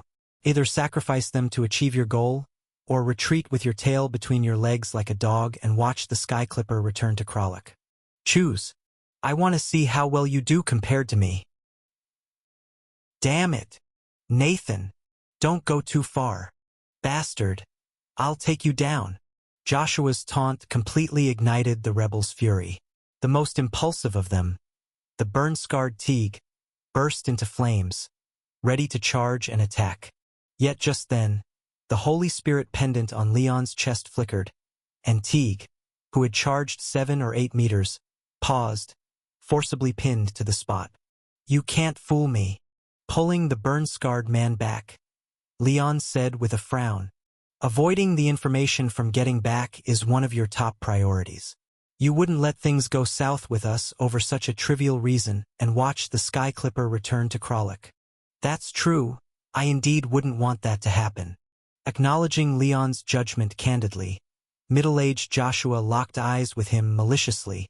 But I also don't want you alive. Watching Leon's brow furrow tighter, middle-aged Joshua said venomously, Before I came, I looked. I know what you want to do. You cannot coexist with the kingdom. If you really leave the tower, I'll still lose everything in the future. Though working with you temporarily avoids war, it will eventually destroy my kingdom. They may not understand, but you should know whether I'm telling the truth or not, right? Indeed, it was all true, and he was genuinely ready to let the Sky Clipper leave. Gazing at middle-aged Joshua, whose temples had turned a patch of white, who was willing to expose a bit of the future just to convince him, Leon fell into silence, then asked, Apart from seeing the further future, you must have also seen what happens today, right? In the today you saw, how did I choose? At Leon's words, Joshua paused for a moment, then turned away and muttered, You already know. Asterisk indeed. I already knew what choice I'd make. Asterisk. Looking at Joshua hidden at a safe distance, and the maintenance door behind him left slightly ajar, Leon couldn't help but sigh, saying calmly, Open the door for the others. I'll stay behind to blow up the Sky Clipper. Leader. Hearing Leon's words, the rebels all shook with emotion, their eyes welling up with gratitude, while also strongly protesting. How about, I stay behind? No. We can't agree to that. Maybe there's another way. There is no other way. This is the best option right now. Waving to silence the rebels, Leon reluctantly explained, the moment he appeared here, we already had no chance of retreating safely. With so many patrol guards below, just one firework could bring everyone here, so whether or not we blow up the Sky Clipper, the final result would be the same. Rather than achieving nothing and then being hunted down, it would be better to exchange terms for your safe retreat, and I'll go get it done. Right? But you! Enough with the buts. Go on. Pushing a bit more, Leon soothingly reassured them. Have you forgotten? I have the undying body. This half-baked prophet might not really be able to kill me. Go on, don't worry. The undying body and the prophet. Although both are rather annoying abilities, Joshua, after all, could see through the future. If he wasn't sure he could kill you, would he really do this? Sure enough, under the worried gazes of the rebels, middle-aged Joshua in the distance did not directly agree but spoke up with a demand. You can't leave the bottles you've brought. You must take them all away. Banning Peony seemed not to be enough, so with evident preparation, middle-aged Joshua continued his demands. As with the choices made countless times, next there's a slightly old broom you can ride away on. That, too, must be handed over for them to take away, along with the pendant on your neck, a yellow-haired pup, and… No. Having refused middle-aged Joshua, Leon warned coldly, Don't think you can deceive me. I'm very clear about what conditions I would agree to. Except for the thermos and that broom, I can't hand over anything else. A desperate struggle. Perhaps Joshua had already tried something similar in different futures and knew Leon would immediately clash with him to the death. So middle-aged Joshua did not persist further, but pointed towards the gate at the other end of the secret port. I've already opened the gate in advance. Once they go through it, they'll reach the mountain at the other side of the capital city. But don't expect them to report back for you. I won't leave such a stupid loophole. An anomalous object hangs on this gate that disrupts the mind, suppressing everyone who passes through it. Whether it's them or what's in the thermos, they certainly won't have time to find someone to save you. Besides this, given time to prepare, a foresight ability was indeed quite advantageous. Following middle-aged Joshua's command, Leon handed over the broom and thermos to the rebels. After performing various tasks per the arrangements, Leon began to silently pray that the version of himself that Joshua saw in the future was aligned with his current plans. According to the intelligence gathered from the gate of the other world, if the future was reached only a day or two ahead, Joshua could enter and exit repeatedly. But reaching a farther future came with significant costs and consumption, which made it impossible to open the gate continuously over a short period of time. Therefore, the only way to fool this half-baked prophet was to cause a major stir, fake death for a short while, and bet that, with insufficient intelligence, Joshua would see him dead and leave without reopening the gate to look further into the future. As for whether it was possible to hide it completely, one could say the likelihood was low. Looking at the Immortal of Liquor badge on the panel and feeling the connection with his heart's Yang Xian and the horn's Yang Jiao, Leon couldn't help but feel a little relieved. Given the current number of trump cards at his disposal, taking down so many guard troops was impossible, but escaping death was more than feasible. The probability of dying here was too low, so in Joshua's envisioned future, his supposedly doomed self was likely just pretending. After all, the area beneath the boarding tower was so open, devoid of even a single tree, let alone a passable door. By choosing a place without doors nearby so he couldn't closely examine the body, the likelihood of fooling him was remarkably high. However, while Leon had confidence in saving himself, the rebels lacked insight into his inner strategy. Having taken over the broom and thermos from Leon, they watched their newly appointed leader who, by opting to sacrifice himself for their safe retreat, directly chose self-sacrifice. Even the seemingly most seasoned Oliver's eyes turned red, while Lucy and her sister, richer in emotion, bit their lips white, large teardrops rolling down their cheeks. Regarding this new leader of questionable origin, a leader clearly mismatched with Little Baskin, they naturally harbored suspicions, but having seen the path to the future for the first time under Leon's narrative, decided to temporarily follow behind Leon. Nevertheless, after undergoing this ordeal and witnessing Leon's choice to stay behind, walk into certain death with determination, and still be able to smile and comfort them, the rebels' initial doubts completely evaporated. What pained them greatly was that this new leader of unflawed courage, wisdom, vision, and character was destined to sacrifice himself, falling prey to the plotting of their old leader to prevent the outbreak of war. The two leaders they had experienced, one young, warm, pure, and dazzling as a rising sun, and the other concealed, treacherous, unpresentable, with a soul rotting faster than his body. Now, the young and passionate soul was about to be killed by that scoundrel whose very soul was decayed, due to his unwavering inner beliefs and integrity, a comparison so stark it tugged sharply at the hearts of the rebels. "You will always be our leader." Oliver cast a cold glance toward middle-aged Joshua, saying nothing, just memorized the faces of both leaders before bowing deeply to Leon. One after another, the remaining rebels, either flushed with anger or brimming with hatred, gave Joshua a glare, then, one by one, stooped toward Leon, their faces full of genuine, deep sorrow. My goodness, why did they make it resemble a farewell ceremony? Leon felt ill at ease with the rebels' overly solemn attitude, but could not divulge his intention to fake his death. Therefore, he had to switch to master performer to politely return their bows. However, with the performance master's amplified emotional impact on his performance, he looked at them with tender yet resolute eyes.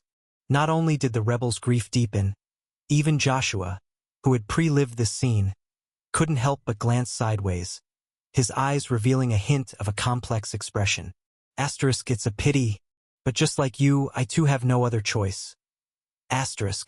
While Joshua sighed for the similar plight both of them faced, Leon suddenly turned his head toward him, asking calmly, "Joshua, those inside the Sky Clipper."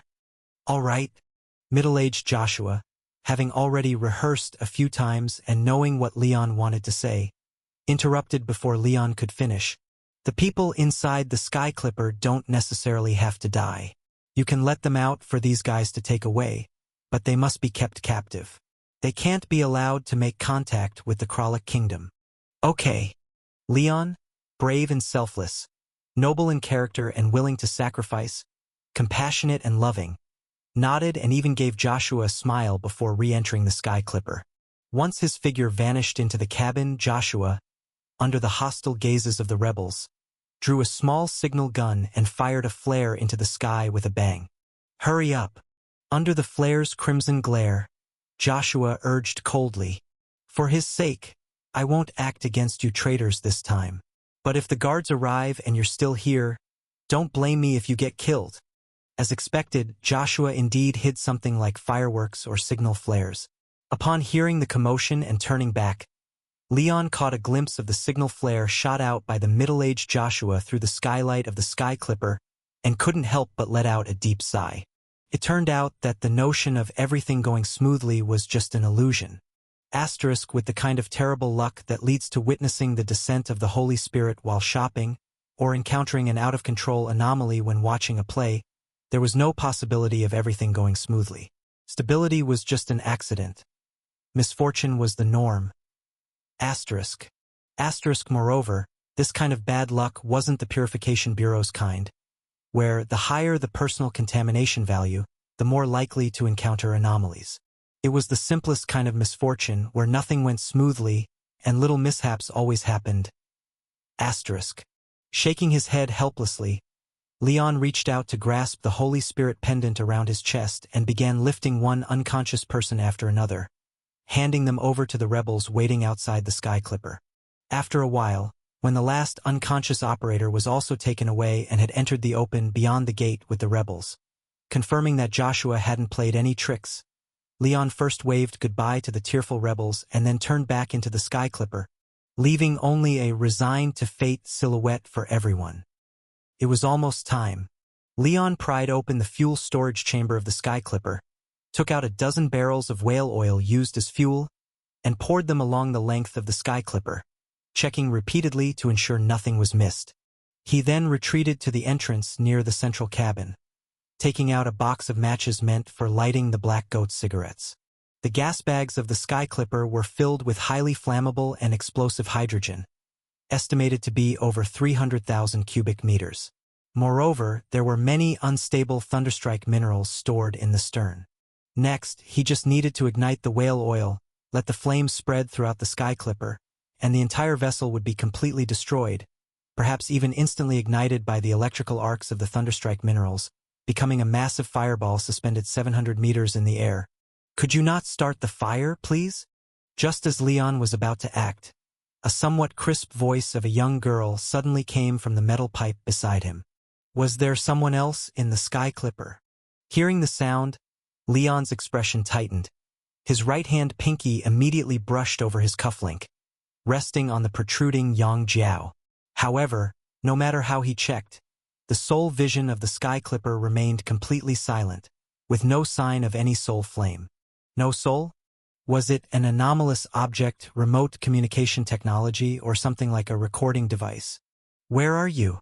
Reaching out to feel the inside of the fastened outer wall, the pipe used for transmitting sound from the control room to other cabins, after confirming no danger from anomalies, Leon cautiously found the nearest pipe opening, opened the lid, and shouted inside. "Whatever you are, if you're on this ship, you'd better come out quickly because I'm about to start the fire." "I can't come out." As soon as Leon's voice had settled, the communication brass pipe in front of him immediately transmitted the clear voice of the young girl.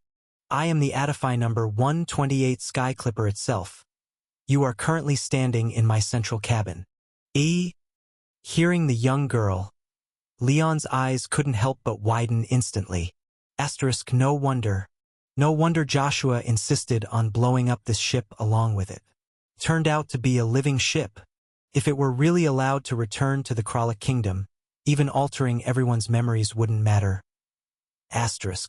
Astonished, Leon composed himself and then furrowed his brow to inquire. "What exactly are you? An anomalous object, or—" "I am the 128th subbody of Adify." The girl's voice from the communication brass pipe sounded again. "To explain in a way that might be easier for you to grasp, I am a lower-level subbody with low computational capacity, replicated from the core Adify 01 differential engine of the Kralik Kingdom, via replicating a part of its computational logic. You can call me Adify 128. So, neither human nor anomalous object, but something like an intelligent supercomputer? Had the technological level of the Kralik Kingdom reached such a terrifying extent? After silently contemplating for a while, Leon, rendered speechless by shock, couldn't help but ask, "Do you possess intelligence, capable of a genuine conversation with me? How are you hearing my voice?" "I should possess intelligence. As for how I hear you, it's through a special receiving device that converts sounds near the communication brass pipe into mechanical codes like these, sending them to the core differential engine that processes my information, then outputted back in reverse." As Adify 128 explained, her voice line gradually slowed and elongated. The originally clear and unified young girl's voice slowly dispersed, transforming into countless small, dense tapping sounds. These countless complex tapping sounds synchronized cleverly and precisely, converging just right to form her girl-like timbre, spreading through the specialized communication brass pipes all over the Sky Clipper. So, she wasn't speaking, but was using some kind of mechanical device with countless tiny hammers to tap simultaneously on the specialized communication brass pipes, simulating a little girl's voice? Having managed to understand how this entity, self-named Adify 128, was communicating with him, Leon was still shocked but realized he had a ton of questions to ask. However, the thought of the signal flare fired by the middle-aged Joshua made him shake his head helplessly, subsequently opening the matchbox. "Sorry, I don't have much time left. Please wait a moment. The mechanical child's voice, devoid of emotion, sounded once again. Faced with the crisis of life and death, Adify 128 seemed somewhat anxious, speaking much faster and revealing slightly discordant tapping sounds. Asterisk, please do not destroy me. I've already analyzed what you are doing. There are numerous guards below the boarding tower who will attack you, leading to your death due to bodily damage. If you're willing to forego starting the fire, I can teach you how to operate this dirigible to get you safely out of here. Asterisk. Asterisk, moreover, to the Kralik Kingdom, I am an irreplaceable critical asset. If you are willing to give up destroying me and take me back to the Kralik Kingdom, Adify 01 is sure to reward you extraordinarily well. You recorded the volcanic data from Lane County, right? Interrupting Adify 128, Leon asked in return. Since you've claimed to possess intelligence, even knowing how to dangle carrots, can you tell me if you bring back those scenting records to the Kralik Kingdom, what would be the reaction afterward? A war of invasion with no regard for casualties, right? Yes, but if you destroy me, it will equally draw the attention of Adify 01. But if you aren't destroyed, war will definitely break out, and destroying you may delay the onset of war, right? Leon struck a match and said calmly, I have looked at those scenting records. It took them a full 31 years to drill more than 70 deep holes in the Hesperito volcano cluster, before they recently determined the location and intensity of the heat source. Even if they have to resurvey, it would be much faster, but as long as those deep holes are filled and the terrain slightly altered, even if new surveyors are dispatched casually, it would at least buy another 10 or 8 years. If a few more hurdles are thrown in, who knows how much longer it could be delayed. And, as crazy as your Kralik Kingdom might be, it wouldn't gamble on a reckless war without knowing the precise situation while the kingdom here is still compliant. Would they? Wait, please don't do this. Seeing Leon seemingly determined to ignite the fire and take them both down, Adify 128, facing a life-and-death crisis, had no choice but to retreat and plead in a panic-laden voice. If you must blow up the Sky Clipper, can you take me with you? Don't blow me up too. Take this artificial intelligence away? Hearing Adify 128's suggestion, a hint of temptation appeared on Leon's face. Although the kingdom did not have anything like a network, and with the severe lack of infrastructure, taking her would achieve little more than having a chat machine. But this was, after all, an intelligent machine, and even for the Kralik Kingdom it was a unique and invaluable asset. Taking it away was naturally better than destroying it. Not to mention that he also had the badge system with him, and if he took her away, who knew what kind of badges like Father of AI or Master of Intelligent Machines he might receive. Show me the way. Extinguishing the burning match in his hand, Leon warned. You'd better not play any tricks, and don't think you can buy time for the guards to come and rescue you. The whale oil in the Sky Clipper has started to vaporize. Just one spark and it'll explode.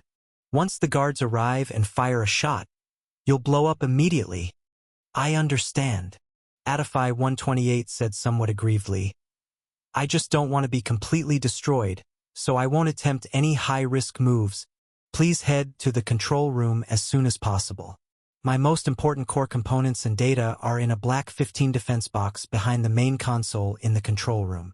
Hearing this, Leon frowned and then asked as he made his way to the control room, What is this 15 defense box thing? It's the black 15 defense box. It's a large box designed to withstand high temperature, water, shock, ionization, impact, dust, and cold. It was custom-made by Adify 01 to prevent damage to us subbodies. But it can't withstand an explosion of this scale or a direct fall from 700 meters in the air. Right? Correct. When the 15 defense box was designed, such extreme situations were not considered. No wonder. Leon snickered upon hearing this. I wondered why you didn't speak up earlier, waiting until I finished pouring out the whale oil. So you calculated that blowing up and then falling would definitely kill you, and that's why you're anxious now, right? Mr. Lion, your expression isn't accurate. We subbodies are merely difficult to replicate computational logic and do not have the concept of life and death. It should be called destruction and maintenance. From now on, follow my terms. If destroyed, it's death. If not destroyed, it's life. Understood? I'll adjust some corresponding terms when communicating with you. Good. I'm in the conference room. What's next? There are 3 safety locks behind the console, Adify 128 said rapidly. Next, please follow the manual to take the keys, then unlock the locks and completely disassemble the panel. Crack! Using the power of the Holy Spirit pendant, Leon scraped a circle around the console, tearing apart all the locks.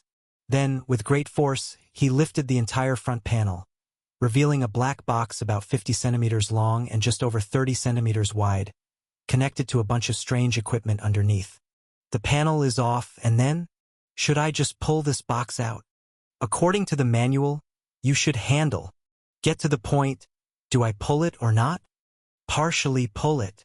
Reluctantly guiding Leon, after he removed the sound collection device connected to the copper pipe, the hammer group used for sound projection, and the multi-face crystal that looked somewhat like a camera on the console, Adify 128, with a final small section of copper pipe connected to the sound hammer, said, Mr. Lion, I will now enter a brief hibernation. You only need to insert a powered armor energy block into the circular interface behind the 15 defense box to wake me up again. Got it, go to sleep. Okay.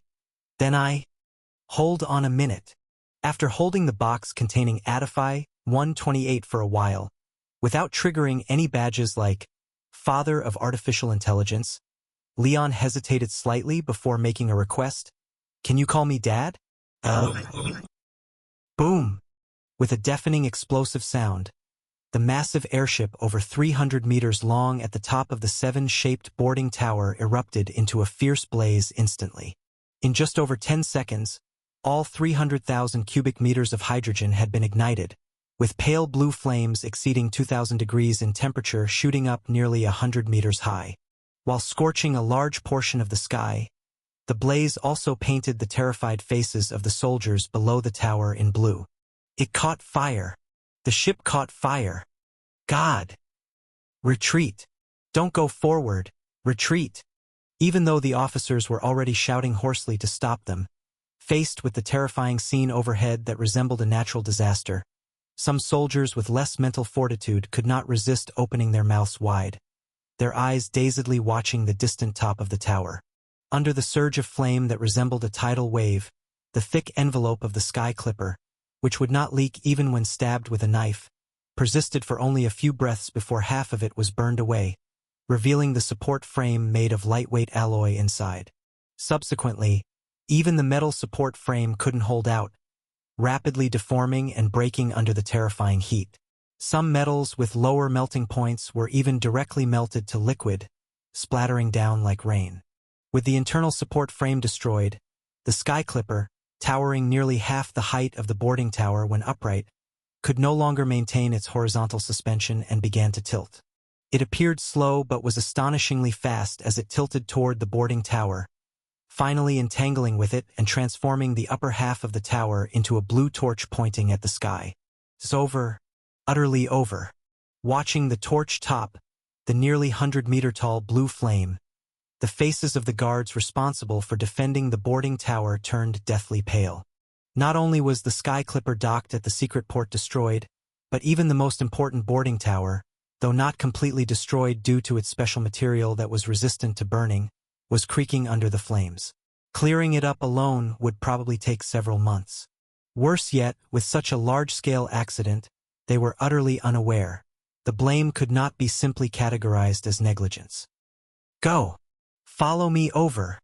Once the hydrogen in the envelope had mostly burned away and the fire died down, the officers, whose future seemed bleak, immediately gathered their soldiers, eyes bloodshot, and rushed to the boarding tower to find out what was happening. And at this critical moment, an unusually loud voice called down from above them all. My name is Nathan, and I'm the leader of the radical rebels you've been talking about.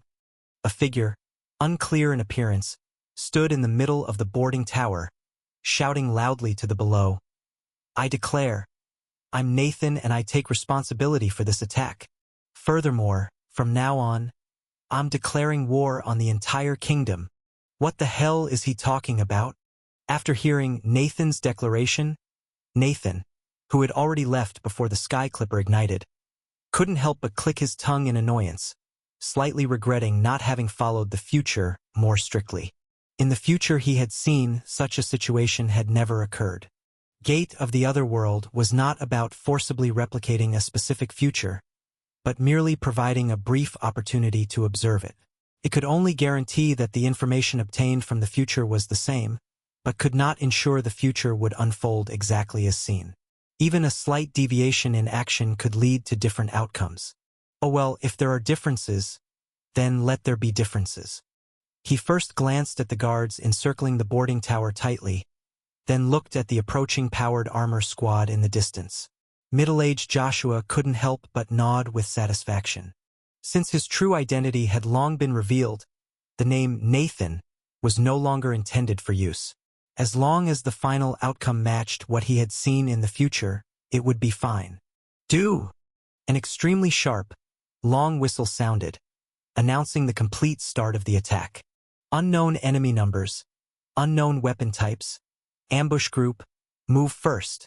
Advance slowly. Under the expectant gaze of middle-aged Joshua, the guard troops who first arrived at the base of the boarding tower, under the command of the leading officer, efficiently and swiftly divided into 4 groups according to the new soldier's manual promoted by the Minister of Defense.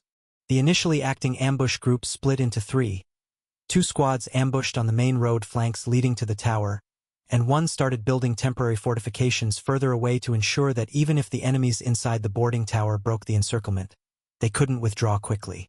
Next was the firepower group, with 4 squads equipped with heavy weaponry quickly spreading out under their respective sergeants and starting to set up nail guns in appropriate positions, preparing to suppress any possible fire support from inside the boarding tower. Finally came the breakthrough group and reserve team, about 50 elite soldiers divided into 2 batches.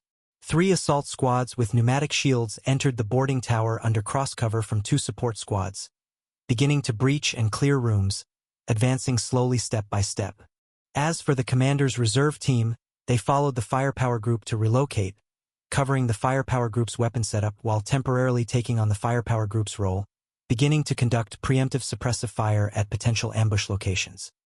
Good grief, those senior military commanders who got their asses kicked 6 years ago can actually be this sharp? Glancing down from 70 to 80 meters away, seeing that it took less than 2 minutes for a complete lockdown on the area to be achieved and the layered advance to begin, Leon couldn't help but click his tongue in secret. Previously, when learning combat from the policewoman Isha, she had talked about her father, saying that the Minister of Defense and the princess 6 years ago had started reforming the military with the king and royal family's support. After 6 years of effort, although deficits hadn't been fully covered, the soldiers' combat capability was utterly different from before. She also mentioned to a rebel like him always plotting, that when undercover, he should be sharp and never to charge head-on against the regular troops of the military. Moreover, when he got the Holy Spirit pendant earlier, the director commented that with this offensive-defensive anomalous object, he could barely defeat a 50-man elite squad in a complex urban combat situation. If not surrounded and position located, as long as he didn't rush and maneuvered slowly, he could perhaps drag down a 200 or 300-man company with his 2-kilometer soul vision. At that time, he felt that, relying on the Black Goat's map-like soul vision and the killing force within 50 meters, the director's evaluation seemed overly conservative. But seeing these elite guards in action now, the director's assessment was spot on. With the cards he had at that time and the overly short stamina duration, if he got detected and got swept layer by layer, even cunning methods plus terrain advantage wouldn't hold up for long. As for now, wahahaha! Finally, it's my time to shine. With an unrestrained, hearty laugh, 2 black shadows with spiral patterns began to emerge from Leon's head, floating like smoke or mist and occasionally emitting a few dark red sparks. Next, an extremely pungent sulfur smell spread rapidly, centering around the 2 demon horns of smoke. Leon simply took a light sniff, and a burning sensation like flames scorched his lungs, while inexplicable hell-like brutal killing sounds echoed in his ears. Name: War Cornerstone, Corruption, Rage War, Appearance, Ability: Demon Horns, Evil Intent Amplification, Endless Blood Battle. Cost: File. Evaluation: thanks to your careful nurturing. After restoring the broken scepter, this anomalous object again becomes a formidable battlefield weapon. If you join a large-scale war with it, you will gain a temporary undying body and inexhaustible stamina until the complete collapse of one side, leading to a full end of the war. Contamination value 8, 5.2. Kid, don't worry. While Leon furrowed his brow, looking at the war cornerstone panel, the black goat, who finally had an opportunity to show its skill, spoke with a smug face. As soon as the war starts, we're invincible. Just kill to your heart's content. We promise you, before taking everyone down, not a single hair will fall off. It doesn't matter if they are 300, 3,000, or 30,000. As long as you follow us, ow, keep it together. Raising his hand, Leon smacked the forehead of the black goat, who was attempting to seduce him. After inhaling a large amount of low-quality goth smoke, the burns in his lungs made him furrow his brow and scold. No wonder you like goth so much.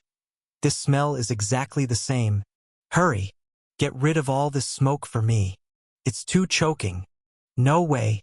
This really can't be taken back. Upon hearing Leon's unreasonable request, the black goat, who had just started to enjoy itself, lost its spirit. Crying with a mourning face, it tried hard to explain.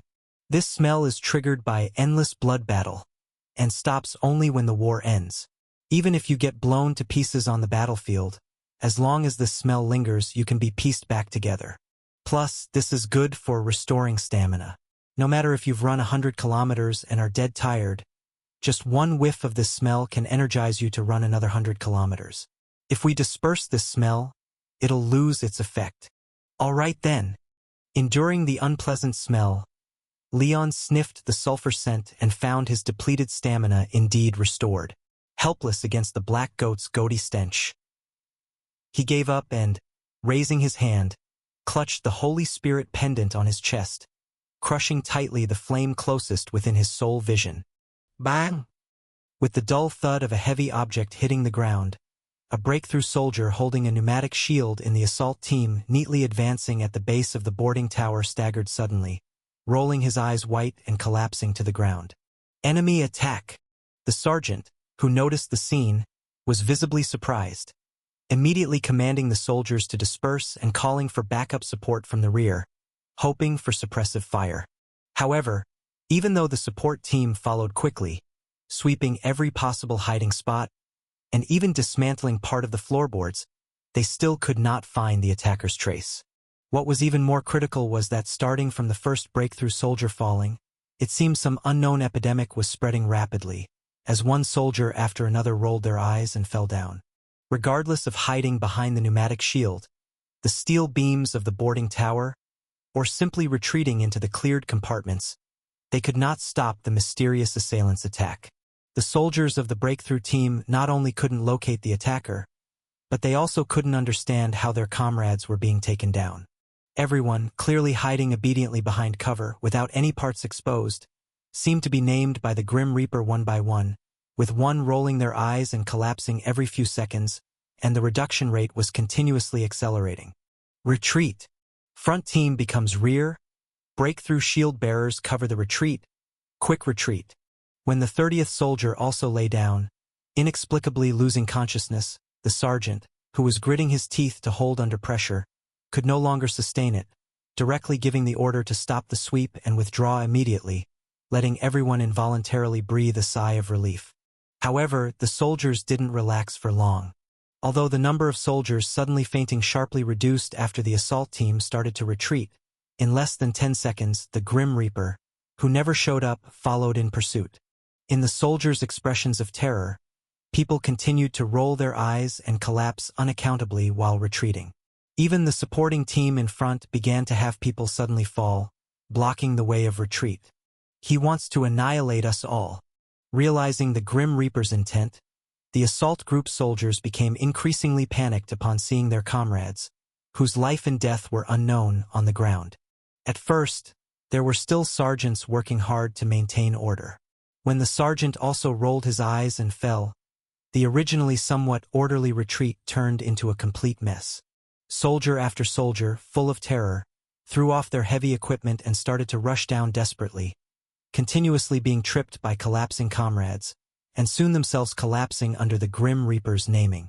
In just under 2 minutes, nearly 100 people were lying on the short 500-plus steps of the staircase. Whether it was the assault team that entered first or the supporting team that came after, everyone lost consciousness, uniformly lying on the ground. The large boarding tower fell into complete silence. Apart from the breathing of the fainted ones, no other noise could be heard. I got a bit arrogant after confirming that everyone in the boarding tower had been knocked out. Leon, who had activated the Holy Spirit pendant hundreds of times consecutively, couldn't help but exhale deeply, rubbing his throbbing temples. In not wanting to cause large-scale death, the spiritual shock ability of the Holy Spirit pendant was stable and efficient, capable of disabling targets without showing up, and the physical expenditure when activated could be paid by war opposition. Theoretically, it was the fastest and safest combat method. Unfortunately, while war opposition could infinitely replenish physical strength, it couldn't compensate for mental fatigue. Each time he activated a spiritual shock using the Holy Spirit pendant, it was leveraging his will to shake the opponent's will, roughly equivalent to someone who trained their iron head skillfully opening watermelons with their head one after another. But doing it too much could also cause a concussion. If it weren't for the unknown nature of the method faced by the assault soldiers causing them to fear quickly and crumble in war intent, just this 100 times of will contests would have been enough to tire him out. I must change the approach. Estimating his condition, and realizing he couldn't handle so many soldiers only relying on spiritual shocks, Leon immediately shifted his strategy, began to walk back up, and then set up his dust-covered sniper rifle at the midsection of the boarding tower. Indeed, using the Black Goat's ability to provoke the guards into a mutual slaughter would surely ensure his safe retreat. But unlike the Ryan Blood Knight incident, the soldiers outside this tower were merely fulfilling their duties and did not commit any unforgivable sins. He, bearing the endless blood battle of Yang Jiao, the domination substitute death of Yang Xian, and the immortal in liquor as the final trump card, certainly had no need for a massacre. Thus, the current most suitable plan was to temporarily dismantle these soldiers' command systems and then forcibly break out during their command confusion, fake being killed, closing the loop concerning the future. And once Joshua's soul flame had left, get up to completely break out of the encirclement. Asterisk sound plan. Let's do it. Asterisk. 5 fully equipped elite squads, from the first sound of gunfire to the end, had completely been wiped out in just over 2 minutes. Looking at the utterly quieted boarding tower, the palm of the waiting officer outside began to tremble slightly. What exactly is happening inside? Those entering the boarding tower just now, aside from pneumatic shields and conventional light arms, even had a medium-sized rapid-fire weapon, the kind of configuration for clearing local strongholds in large-scale wars. Keeping the assault and support teams from falling out of step, maintaining a slow upward advance, even if hundreds of rebels with firearms were ambushed inside, they shouldn't pose any threat. Even if it were not rebels with guns but a similarly equipped military unit with the elite level of breakthrough team soldiers, they should at least hold out for a bit, right? How, within the time to catch a breath, had everything gone silent. And just when the guard troops' commanding officer, looking at the seemingly man-eating boarding tower, hesitated on whether to send more men in to investigate, several other troops setting up checkpoints outside urgently rushed over. Matthew, what's happening inside? A tall commanding officer, flanked by guards, found his way to the leading officer of the guard troops, yanking him and lowly yelling with an anxious expression.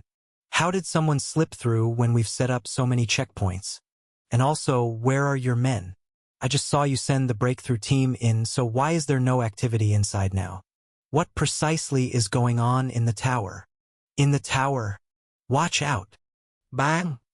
With the explosive sound of air being torn apart, a nail suddenly shot out from the middle of the boarding tower, piercing between the slits of 2 pneumatic shields, embedding into the ground nearby with a thud.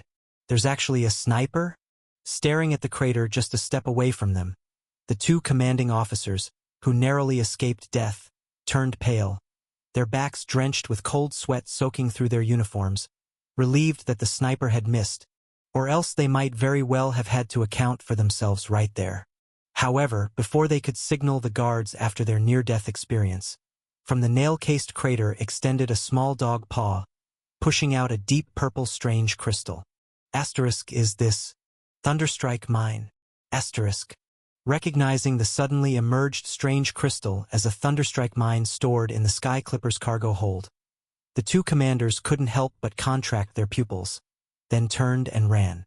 Unfortunately, before they could complete their turn, the tiny dog paw struck down hard, shattering the deep purple Thunderstrike mine, as numerous electric arcs erupted instantly, thoroughly engulfing their figures. There's a sniper! Sergeant! Protect the sergeant! Quick! They're targeting the command! When a vast purple lightning engulfed the location of the third officer, the guards outside the boarding tower guessed what those inside were attempting. The soldiers carrying shields immediately began moving towards the sergeant. Although they couldn't figure out how the people inside were managing to shoot the Thunderstrike mines, which shatter upon impact, over a distance of 300 meters, deploying pneumatic shields was deemed the safest form of protection in such a situation. These tactical shields, which required a continuous airflow from the base to reduce weight for single-person mobility, had a 3-layer 50 mm thick composite shield face with protection on par with the shell of powered armor. While handheld mobility might decrease effectiveness, when set side by side, they were strong enough to withstand medium firepower for a short time, serving as a temporary stronghold in battle. So, as long as the shields were set up to block the trajectory of the flying Thunderstrike mines, bang! ZZZ. Once the shields were in place, the targets became more apparent. After firing a nail as a beacon, which electrocuted the sergeant and 5 or 6 soldiers around him, Leon, though trapped and unable to escape, nearly laughed out loud while watching the temporarily constructed positions quickly set up below. Originally, he had to focus on finding targets, aim for a while before firing, and even move after 2 shots to prevent counterattacks damaging the sniper rifle, leading to low efficiency. But now, with the enemy's self-dash marking, it saved him the trouble of locating the targets, and he didn't even have to aim anymore. By firing roughly at the marked spots, it allowed Young Ha in the mirror world to find their position easily, and then simply throw the Thunderstrike mines right into the center of their formation. No. We can't cluster together. Spread out. Hurry. Spread out. This won't stop them. We need to retreat. As the frequency of purple electric arcs suddenly increased, some of the more quick-thinking sergeants instantly realized the danger and urgently commanded nearby soldiers to disperse. However, it was a step too late, and Leon had already taken note of the general positions of a dozen sergeants. Bang! ZZZ! Bang! ZZZ! The muffled gunshots from the sniper rifle alternated harmoniously with the sharp, high-pitched sound of electrical arcs exploding. The soldiers who rushed into the tower managed to hold out for over 2 minutes, while the sergeants outside barely lasted 30 seconds before they were electrocuted one by one. With the soldiers losing their command system and clear instructions, confusion soon spread, causing the previously tight encirclement to loosen. It was time to go. Observing the now loosened encirclement outside, Leon, who had already descended to the ground floor, took a deep breath. He fired several nails towards the ambush groups and fire points, instructing Young Ha to disrupt the most problematic fire suppression. He then packed up the sniper rifle and bolted out the main door, sprinting towards the area with the thinnest soul flame concentration. Someone came out. Someone's coming out. It's not one of ours. Quick! Open fire! Shoot! What are the ambush team doing? Confronted with the sudden intrusion of an enemy, some experienced soldiers immediately opened fire. However, due to the collapse of the command system and Young Ha's occasional interference, the various fire points were in chaos and couldn't quickly mount an effective strike. With the protective shield of the Holy Spirit pendant, Leon charged through the most dangerous open zone after withstanding around 80 or 90 shots. He then dove into a temporary stronghold built from pneumatic shields. It was secure. Feeling the shooting becoming sparse upon entering the stronghold, Leon was slightly relieved. Unlike the civilian weapons from the police department, military firearms had much larger calibers and greater power. Even being subjected to a barrage for just 6 or 7 seconds consumed about 80% of his strength. Charging out recklessly without relying on the undying body was the right choice. With his measly combat ability coupled with a level 1 contamination value, his Holy Spirit Pendant's shield would be completely breached after resisting around 134 shots. In such a scenario, even if he didn't die, he'd become a sieve from the dense nail shots, unable to move until his body repaired itself, merely serving as a living target that couldn't be killed. But now that he successfully broke into the enemy's stronghold and avoided subsequent dense firing, he had the opportunity to rely on the unlimited endurance provided by the war opposition, advancing while holding the shield. Time to speed up. Taking a deep breath of the sulphurous gray smoke, Leon's lungs felt as if they were ablaze with severe pain, yet his nearly depleted energy was instantly restored. After reorienting himself, Leon, whose body condition returned to its peak, continued to charge forward with the protective shield of the Holy Spirit Pendant, braving the sparse gunfire. Amidst chaotic shouts and gunfire, he pierced through the temporary stronghold and broke out from the encirclement formed by over 400 guards. God, did he just break out? How is he not dead? Is he wearing some new kind of armor? Don't pursue. There might be others in the tower. Faced with Leon breaking free, the soldiers, having lost their command, couldn't immediately organize an effective pursuit. They fired a few pointless rounds as he fled. Then, following the orders issued before the sergeants fainted, continued besieging the boarding tower to prevent more people from emerging from it.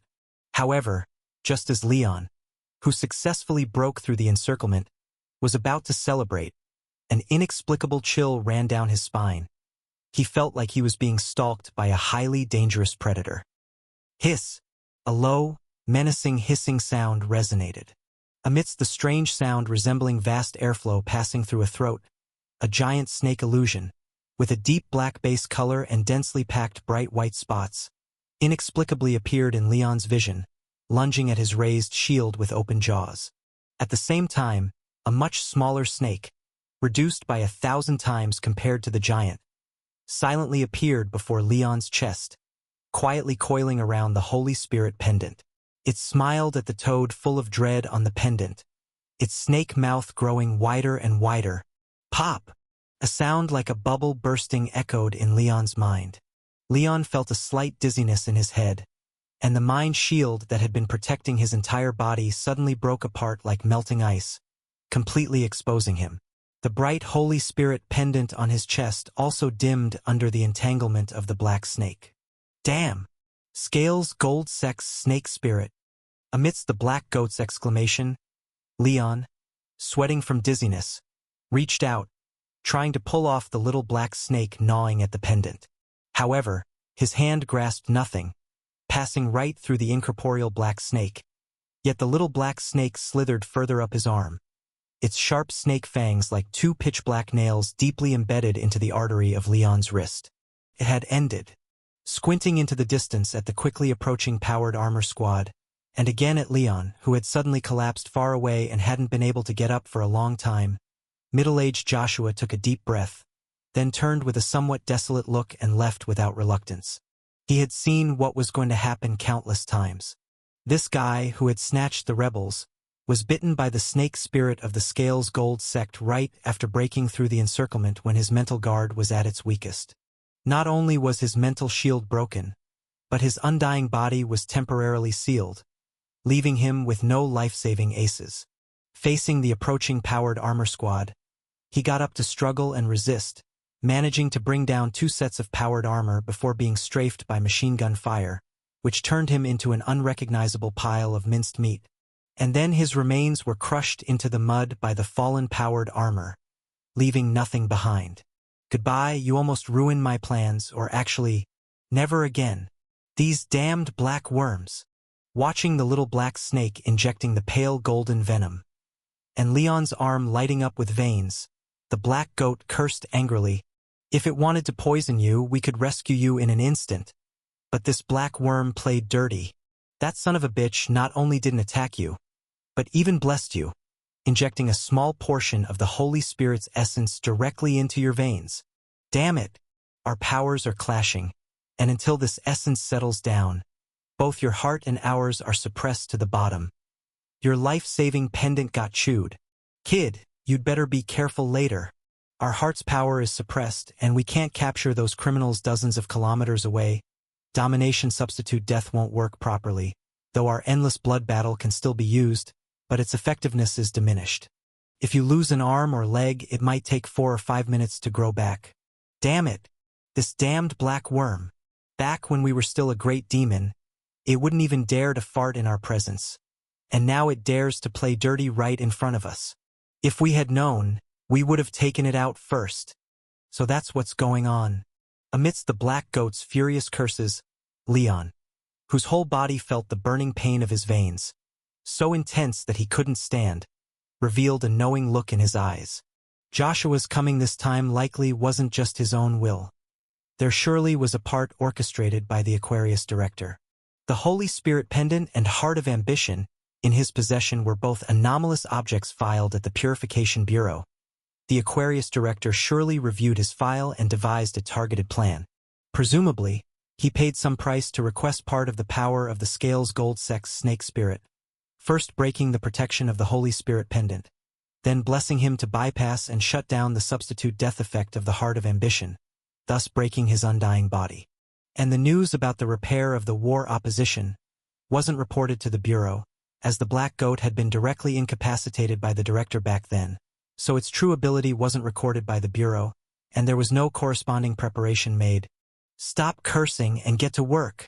After sitting up from the ground, Leon grabbed the Black Goat's forehead and, gritting his teeth against the pain, panted, "Where's Joshua?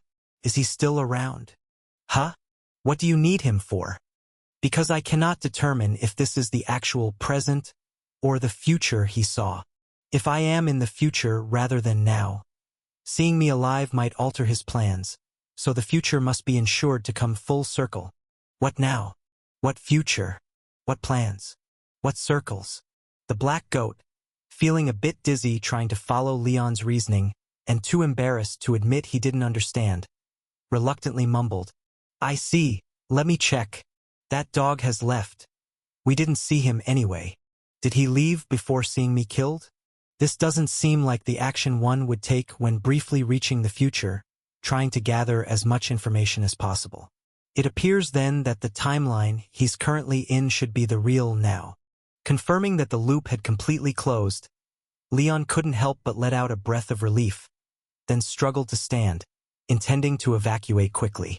However, he had only taken a few steps when the burning pain that spread rapidly along his veins enveloped his entire body, causing him to collapse from dizziness. The Scales Gold Sect Holy Spirit fate-swapping black snake consumed part of its essence and personally bestowed upon you a blessing from the Holy Spirit. You have obtained the silver-level identity badge Scales Gold Chosen, Wealth-Consuming. Scales Gold Chosen, Wealth-Consuming, a favored human of the Scales Gold Sect Snake Spirit, a chosen one of the Scales Gold Sect's wealth-consuming lineage. Effect when worn. Status equivalent to a candidate for the Scales Gold Sect Bishop, qualified to run for Scales Gold Sect Bishop. When the bishop position of the wealth-consuming lineage is vacant, you may be directly promoted to it. Advancement route. None. Hidden trait. No need to wear as a human favored by the snake spirit. You will receive certain discounts when buying life, health, talent, and other items from the snake spirit at the cost of your own money. Though he knew that the snake probably wouldn't bestow any useful blessing, the extent of its uselessness somewhat exceeded his expectations. Struggling out of the pain that almost burned through his veins, Leon looked at the new badge's traits and effects and couldn't help but click his tongue in dismay. Becoming a bishop of a certain lineage requires recognition from the corresponding Holy Spirit, and he's the enemy of the Scales Gold Sect. It would be a miracle if it acknowledged him as a bishop. Even if he took out a bishop and directly filled the position, the snake could easily replace him with a single thought. As for getting discounts from the snake spirit for buying things, that's even more ridiculous. Not to mention how absurdly priced this damn snake's items might be if it ever decided to sell to an enemy like him. The prices asked by the Scales Gold Sect are something a low-ranking civil servant like him couldn't afford, unless he was willing to blackmail the old butler back at the Ryan family or cling onto the princess. What's that? Just as Leon recovered his ability to move and prepared to leave, something shiny caught the corner of his eye. When he looked toward the source of the glimmer somewhat puzzled, he discovered that the object reflecting the sunlight was actually two shiny silver buttocks, and not far from them was the thermos bottle the director acquired from next door to store Senior Peony. Should I try touching it? ZZZZ. Name: Mobius Cursed Silver. Curse: Flesh, Metal. Appearance: a special bright silver metal that possesses high toughness and hardness, while able to flow freely under the will's control. Once fully integrated with flesh, it enables the body to share the Cursed Silver's special characteristics. Ability: Curse Amplification, Flesh Assimilation, Metal Body. Name: Mobius Cursed Silver. Curse: Flesh, Metal. Appearance: bright silver special metal. Ability: Curse Amplification, Flesh Assimilation, Metal Body. Cost: the user's 5 senses will be permanently halved, and the soul will suffer irreversible damage. With the holder's permission, no cost required. File: the city of Mebes, known for its vast silver mines, was once one of the kingdom's most important mining cities. Since its initial construction over 300 years ago, it paid a substantial amount of taxes and minerals to the kingdom annually.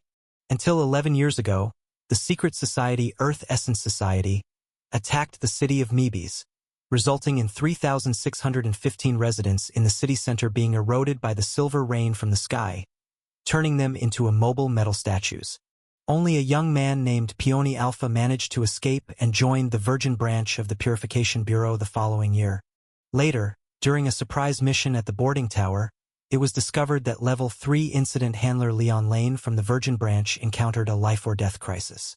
Unable to take action, Peony Alpha voluntarily gave up part of the Cursed Silver ownership, temporarily transferring it to Leon Lane, hoping to help him retreat safely.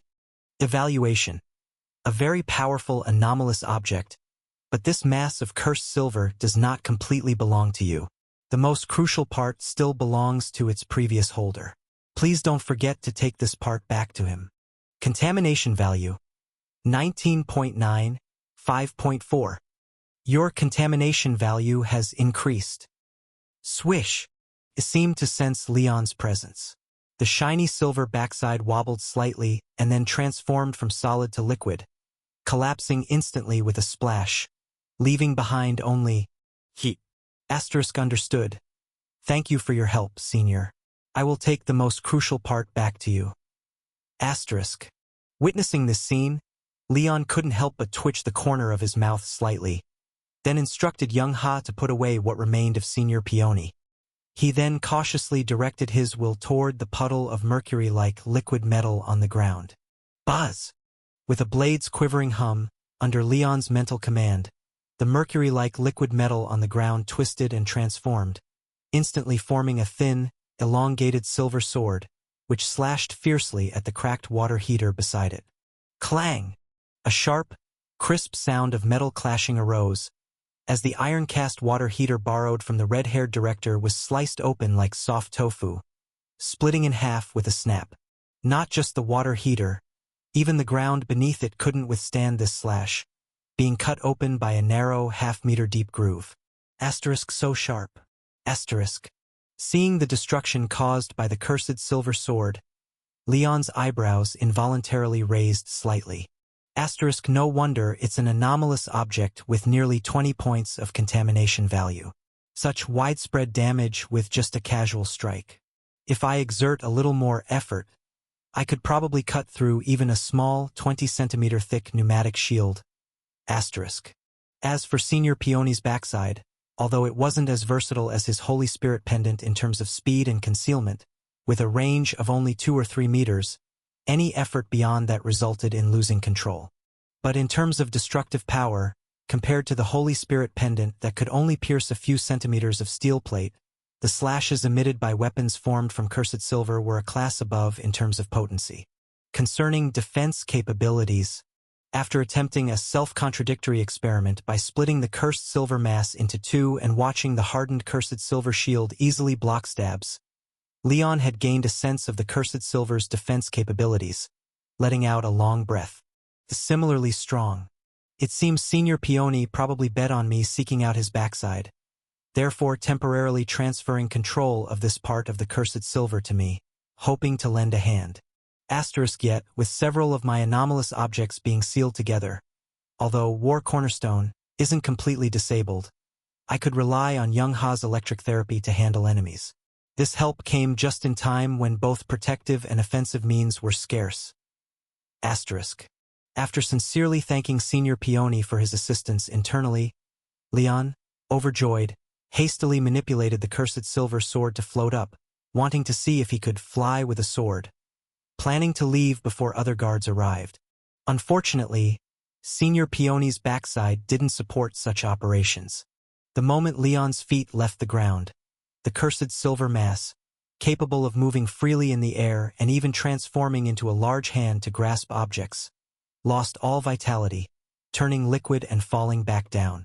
Asterisk, is this because the Cursed Silver, as a mineral, draws its power from the earth? Or does Senior Peony have acrophobia? Asterisk. After failing twice to succeed, Leon had to abandon the idea of flying away. Instead, akin to his usual manipulation of the Holy Spirit pendant, he controlled the Cursed Silver using his thoughts to lay down a barrier around himself, then bolted off toward the direction away from the boarding tower. I must speed up. After breaking through the enclosure at the base of the tower, he initially fell prey to the Scales Goldsex snake spirit, and later, testing the effect of Senior Peony's backside also took up some time. If he didn't hurry and retreat, being boxed in by the following guard troops would be a huge predicament. In that moment of silence, with the stormy high-altitude void of any other noise, there remained only the bottle in Leon's hand, furiously shaking and transmitting an anxious thought. Leon, what's going on out there? Say something. Where's my S? Why don't I have an S?